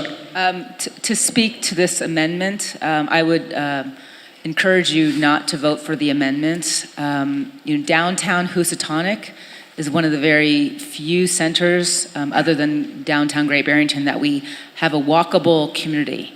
And we really want to try to connect people and encourage people to live closer together, that we form community, that we form connections, that families are able to walk to the playground, that we get to know our neighbors. And we're so blessed to have this community, this village of Housatonic, and to build denser housing will really bring community together, will create the connections that we so desperately need. There's such a dearth of housing right now. We are in such a need for housing, and to encourage what the planning board is trying to do with encourage housing, I strongly recommend not voting for this amendment, because what we are really in need of, besides housing, is creating community and creating connections and having the intergenerational walkability of the community. And Housatonic is a part of that. So I would stress to keep the article as it stands. Jim, to simplify things, I think what you want to do, and the planning board can confirm this, is under the head, under the column HVC, make no changes. Leave it SB for both and delete the Y. Is that what we're talking about here? I asked the planning board because you're the experts on how this is written. Just a suggestion. Trevor? Yes, Trevor Forbes, 325 North Plain Road, Houstonic. I'm not sure where Ms. Davis basically has been looking, but to my knowledge, Houstonic is already very densely populated. In fact, it's called thickly settled on a number of the signs, to my knowledge. I'm not sure where Ms. Davis is expecting this rampant development to take place in Houstonic. Maybe she could elaborate. Thank you.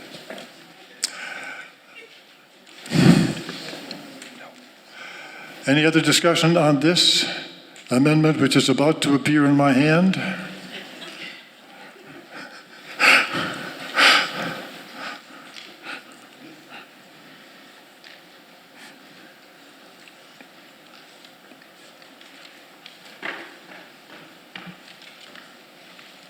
Thank you. The proposed amendment is under HVC, leave 4 to 8 and 9 units or more as it is. Do not change the entries on those columns. Any further discussion? No further discussion? All those in favor of the amendment, raise your cards. All those opposed, raise your cards. The amendment fails. No further discussion on the overall motion. Bear in mind, this requires a 2/3 vote. All in favor, please raise your cards. Thank you. All opposed? Motion carries by 2/3 at 11 minutes after 9. Article 21. Jackie Kane, 72 Seacon Cross Road. I'm the planning board, what am I, associate member. So I'm here to talk about Article 21. We need a motion. Voted that the town amend Section 6.3.5 of the zoning bylaw as set forth in Article 21 of the warrant for this town meeting. Motion has been made and seconded, and now you have a statement. Okay, my statement is that this is about trees. This amendment is proposed in order to require that trees planted as required under the zoning bylaw be replaced if they die. The planning board recommends that town meeting approve this article. Short and sweet. Any questions or comments on saving the trees? Seeing none, all in favor, raise your cards. All opposed? Motion passes by a 2/3 vote at 12 minutes after 9. We're on a roll. Article 22. Voted that the town authorize the select board to grant to Berkshire National Resource Council certain perpetual land use rights under a trail easement agreement for the construction, use, and maintenance of a recreational foot trail across portions of the town-owned cemetery property on Blue Hill Road and Rogers Road to provide for the connection from Rogers Road to the Thomas and Palmer Reserve, as shown on the plan on file with the town clerk entitled Proposed Trail Easement, and to authorize the select board to take all actions and execute all documents necessary in connection therewith. Motion made and seconded. Any questions about granting this easement for a trail? Seeing none, all in favor, raise your cards. All opposed, raise your cards. Motion passes unanimously at 13 minutes after 9. Article 22.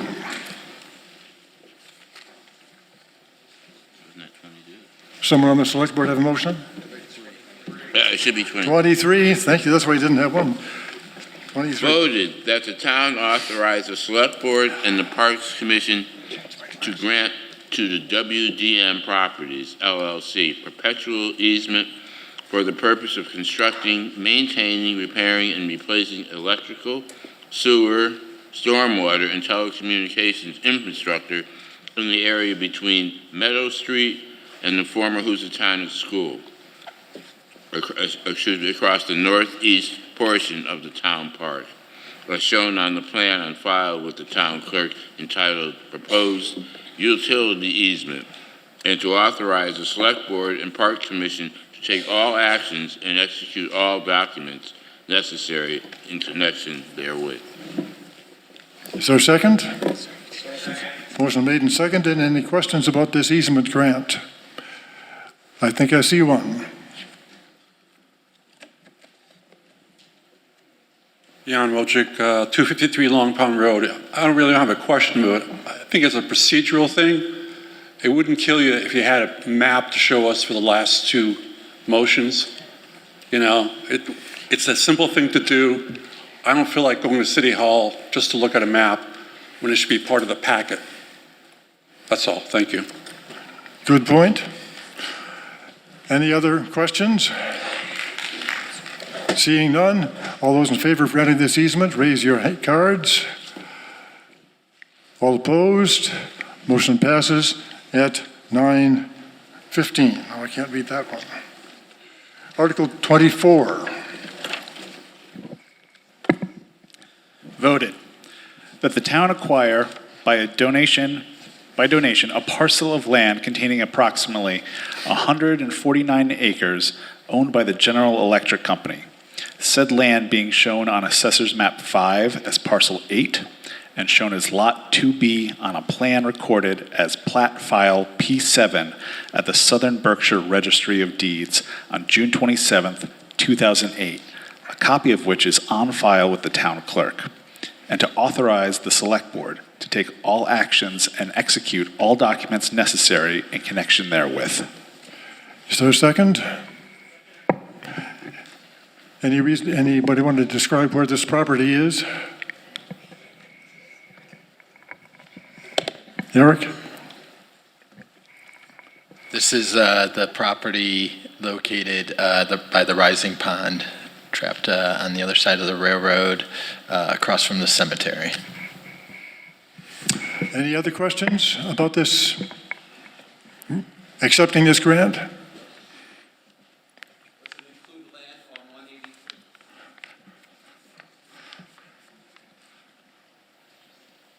Does it include land on Route 183 between the road and the pond? Yes. Oh, it does. Okay, it does. Hi, Brandy Nelson, 28 Barrington Place. What due diligence did we do on this acquisition? Has it had an environmental review?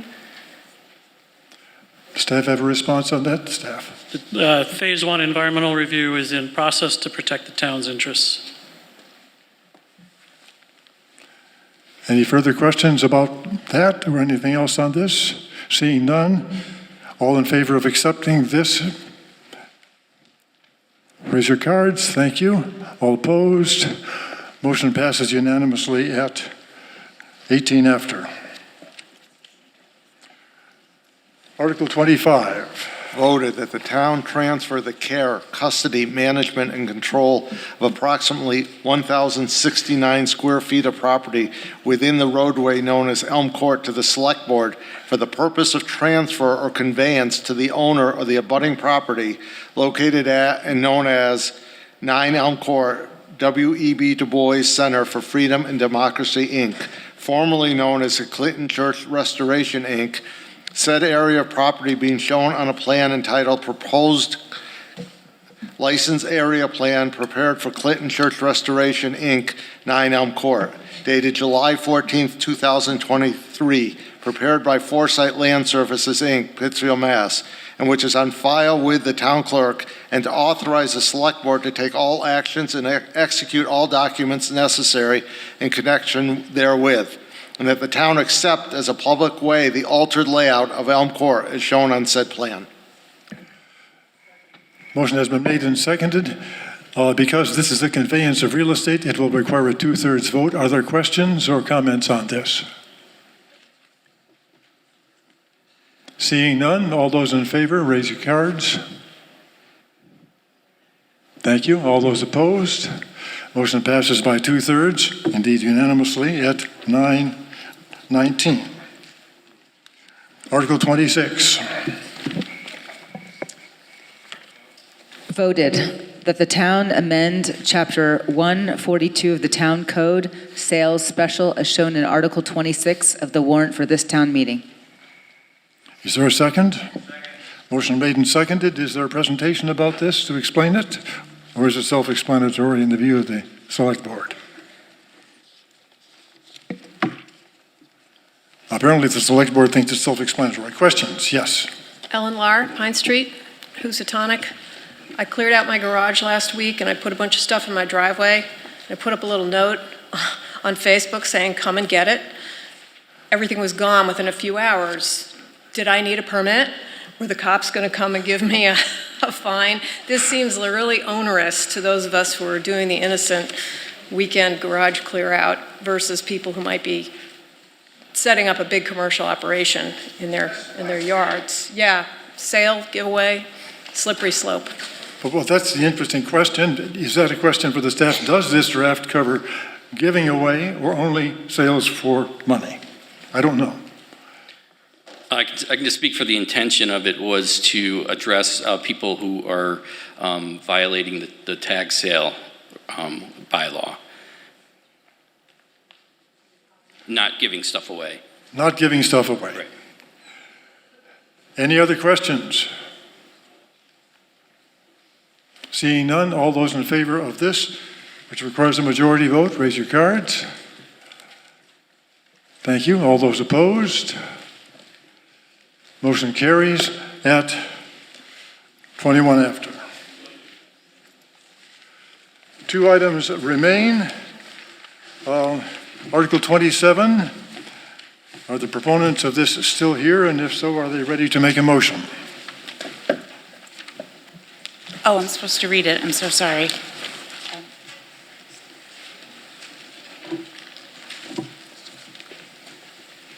Sorry about that.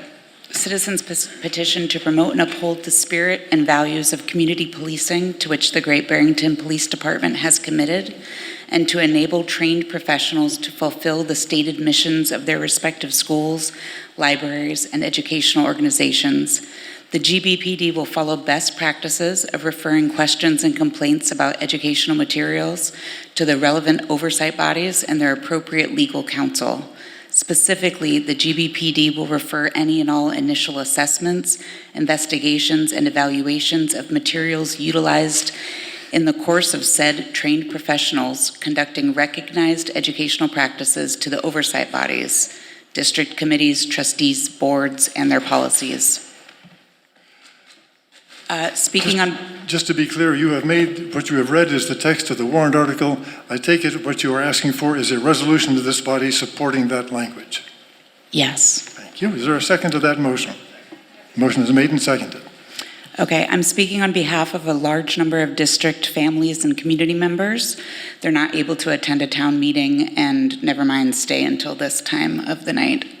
This article aligns very closely with action recommended by the independent investigators hired by the town.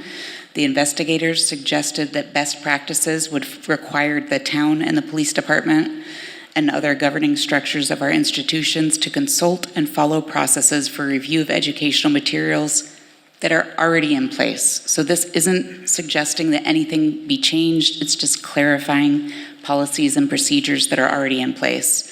If enacted, Article 27 would not represent a change in police policy or dictate how anyone does their jobs. On the contrary, it would provide a guideline that is more clear to help professionals do the jobs they're trained to do. Importantly, we want to ensure that whatever their intentions may be, nobody can misuse town resources to effectively intimidate or silence our educators and librarians. Thank you. Further comment on this? John.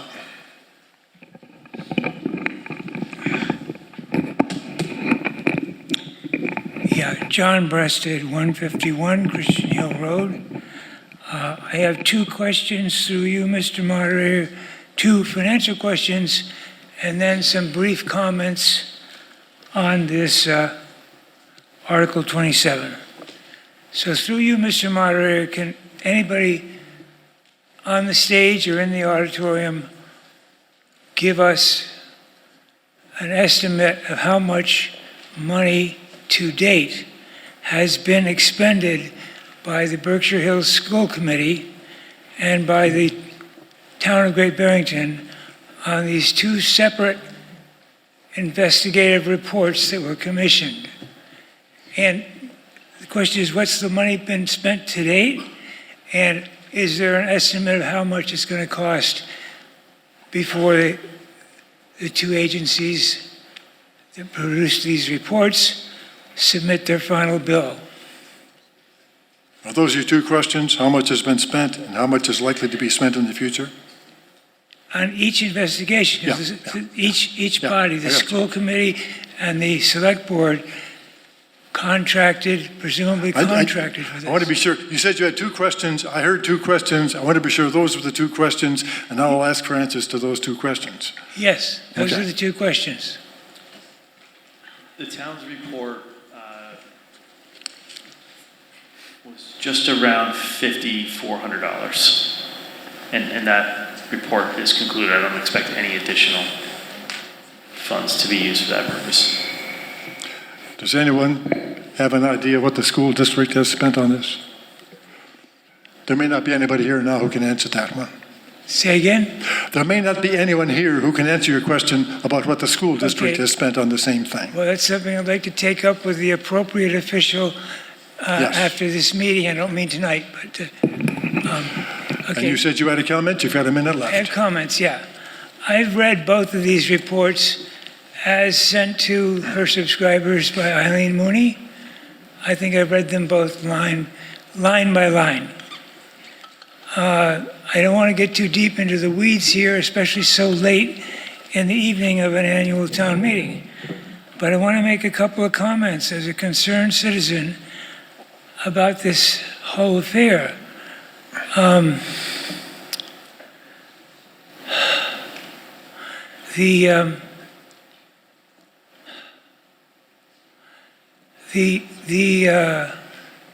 The email messages reproduced in either or both of these investigative reports, and I don't have them memorized now, are very revealing. And there's a basic problem here that doesn't take much common sense to express concern about. That is the hasty way that our police chief sent an officer up to the school on a Friday afternoon on the basis of evidence that we now know was 2 pages photocopied from a book and the cover. If you were writing a book report here in the high school when I tutored here for 10 years, and that's all you'd done on the assignment before you turned it in, you'd have flunked. And also, I did tutor in English here, by the way. And the second point about that is very disturbing when I read these investigative reports to see the emails that circulated or went back and forth between our county's district attorney, I think, and the police chief, although I maybe Chief Story wasn't in that mix, I don't remember. It was between the county district attorney and one of his assistant DAs, and I think it was with our police chief. They were chomping at the bit on this thing, and they didn't know a damn thing about the details. Now, when I was tutoring in this high school, there was a strong thing, Peter Dillon could testify to this, in the overall, what do they call them, rubrics, goals of education at Monument Mountain High School.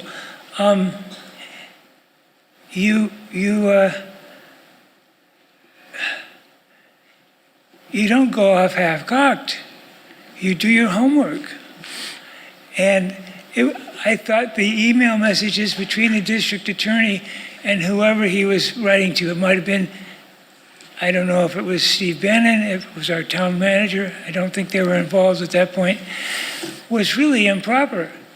And just as a citizen comment here to close with, if this is the quality of the investigatory abilities and ethics of our town police department and of the county's district attorney, it makes me wonder how reliable they are on other less controversial issues.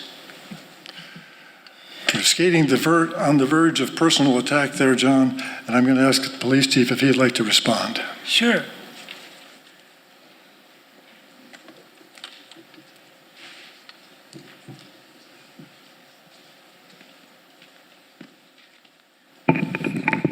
I respectfully disagree with some of John's facts. At this time, I don't want to respond to anything other than to say that I'm bound by the laws of Massachusetts, policies and procedures and rules and regulations of the town of Great Barrington. And if you read in that final report, I did follow them to the T. Thank you. Thank you. Any other comments on the motion for Article 27? Seeing none, all those in favor of this resolution, raise your cards. All those opposed? Resolution is adopted at 9:31.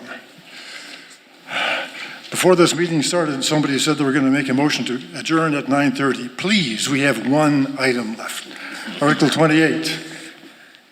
Hi, John Lewis, 10 Sumner Street, Great Barrington.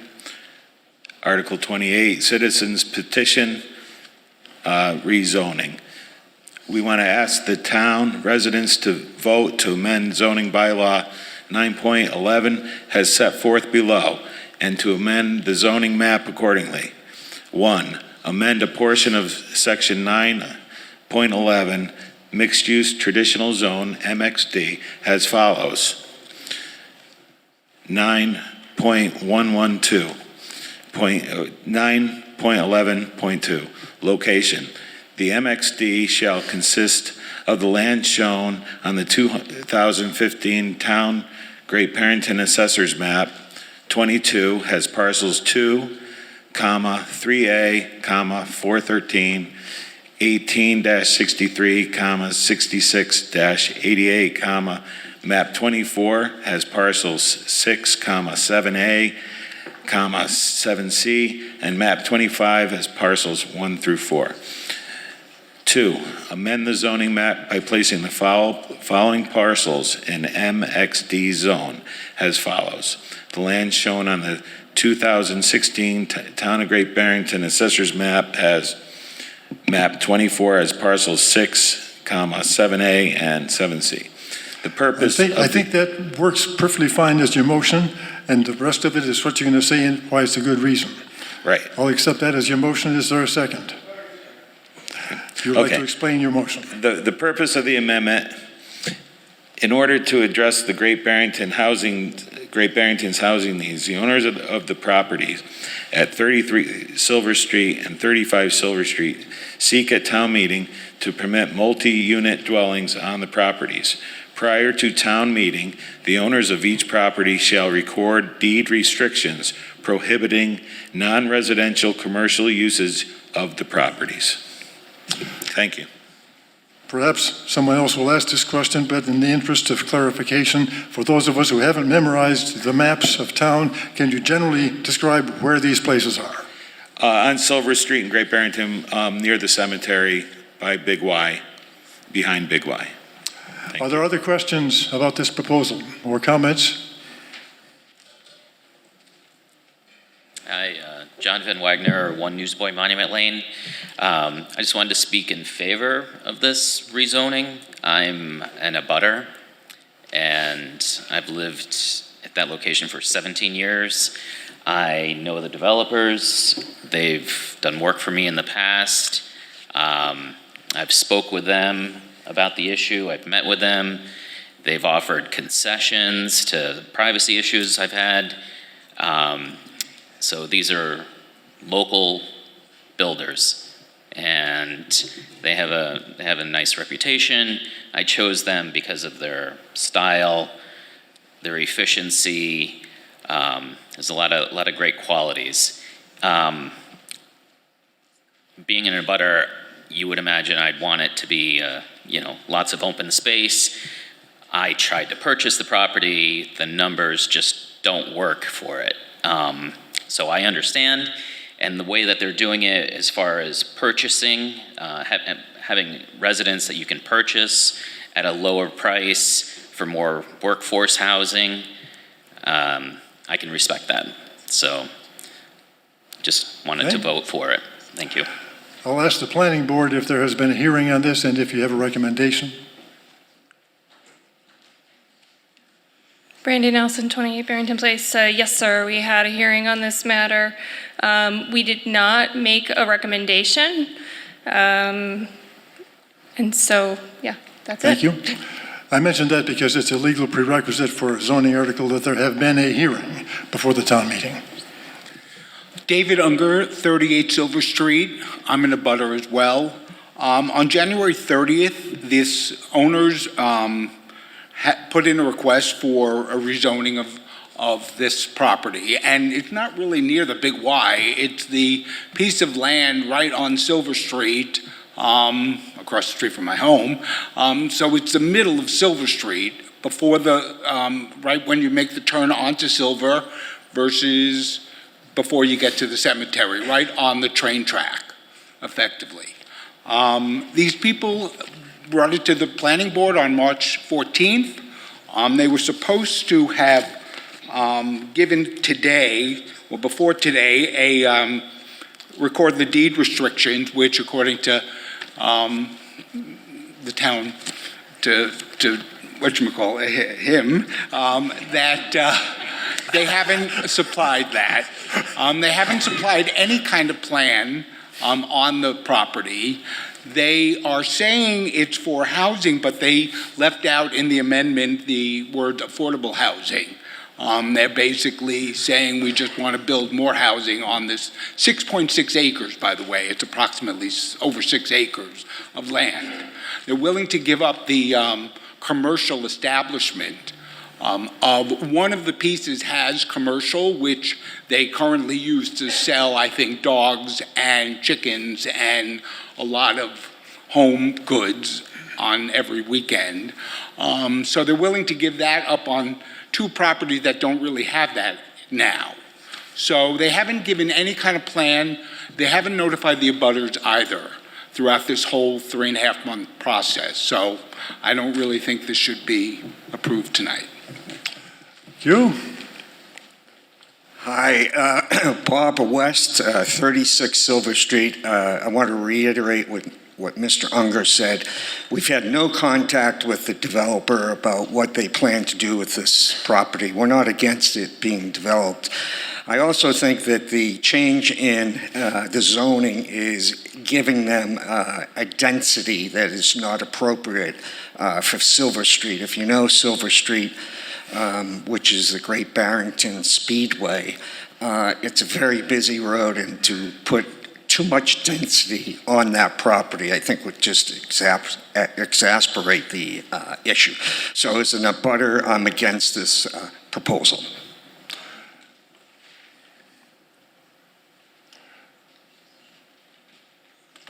Roger Belanger, 43 Fairview Terrace. I think any project that helps to increase housing should be approved. Thank you. I believe one of the people who owns the property would like to speak.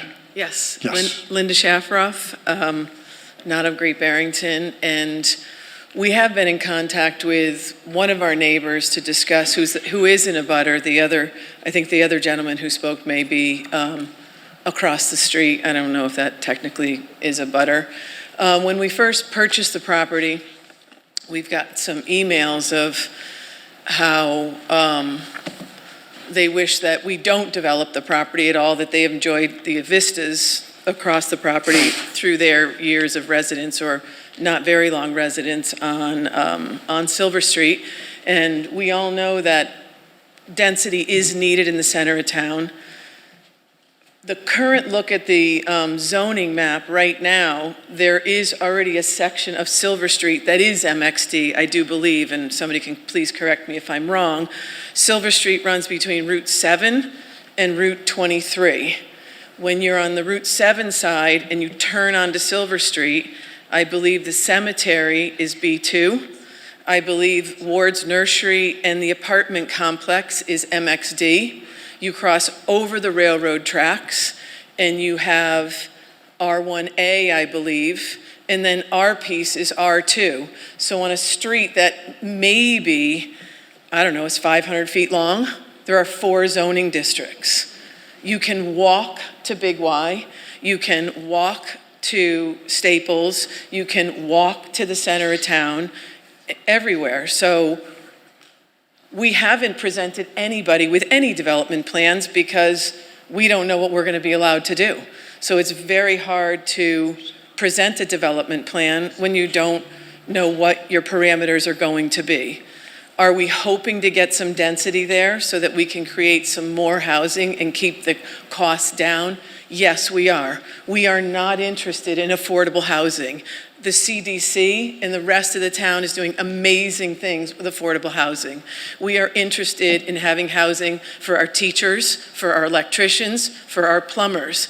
We are a builder. There's not one employee who works for me and my business partner who qualify for affordable housing. Nobody who works for us can get into any of the apartments that have been built brand new in this town. And again, I'm not putting that down. It is very important we have that.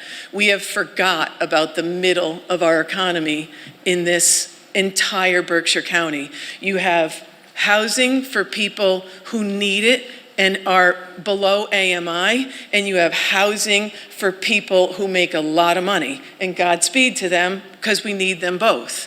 But we have to start looking at the middle market between $350,000 and $500,000, $600,000, where 2 professionals who work in this community can actually live, because there's nothing for them right now. So no, we haven't come to our neighbors. We don't know what we're doing right now, but we hope you will vote for some density in the center of Great Barrington. Any more comment? One last comment. Hi, Madonna Marr, 3 Alford Road. I am a member of the zoning board, and I would like to actually ask Chris Rembold about the procedures that developers that come in that want to build, including the planning board.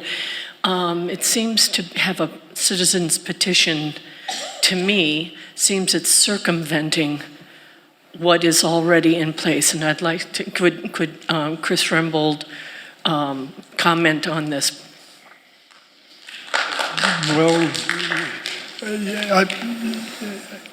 can you comment, Chris? Because I'm not quite sure what the parameter of the question really is. If I misunderstand the question, correct me, but I think that it's who can propose an amendment and what the procedure is. What we're discussing tonight, Madonna, is not the particular project, but a zoning classification. We're not reviewing a project tonight, we're talking about a zoning change. Correct, but we have procedures here. I mean, what I am objecting to is that it feels roundabout to do a citizen's petition about something that has to deal with zoning and the planning board. So I'm Okay. not, and I It think we is. have, that people that want to do something with their property then can come to Chris or come to the planning board. That we have procedures instead of, it seems like it's circumventing. Town council can correct me if I'm wrong about this, but under state law, it is possible for a zoning item to be initiated by citizen petition. Yes. Correct, Mr. Moderator. And all zoning items go through the planning board for a public hearing, as you heard. Yeah. Further comments or questions on this item? If not, we'll take a vote. All in favor, raise your cards. This requires a 2/3 vote.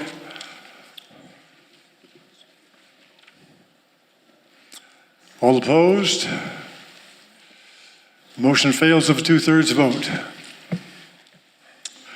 And I thank you all for, at 9:44, I thank you for not calling for a quorum. I think we have them, but I don't want to count. Without objection, the meeting is adjourned without date. Thank you all for coming.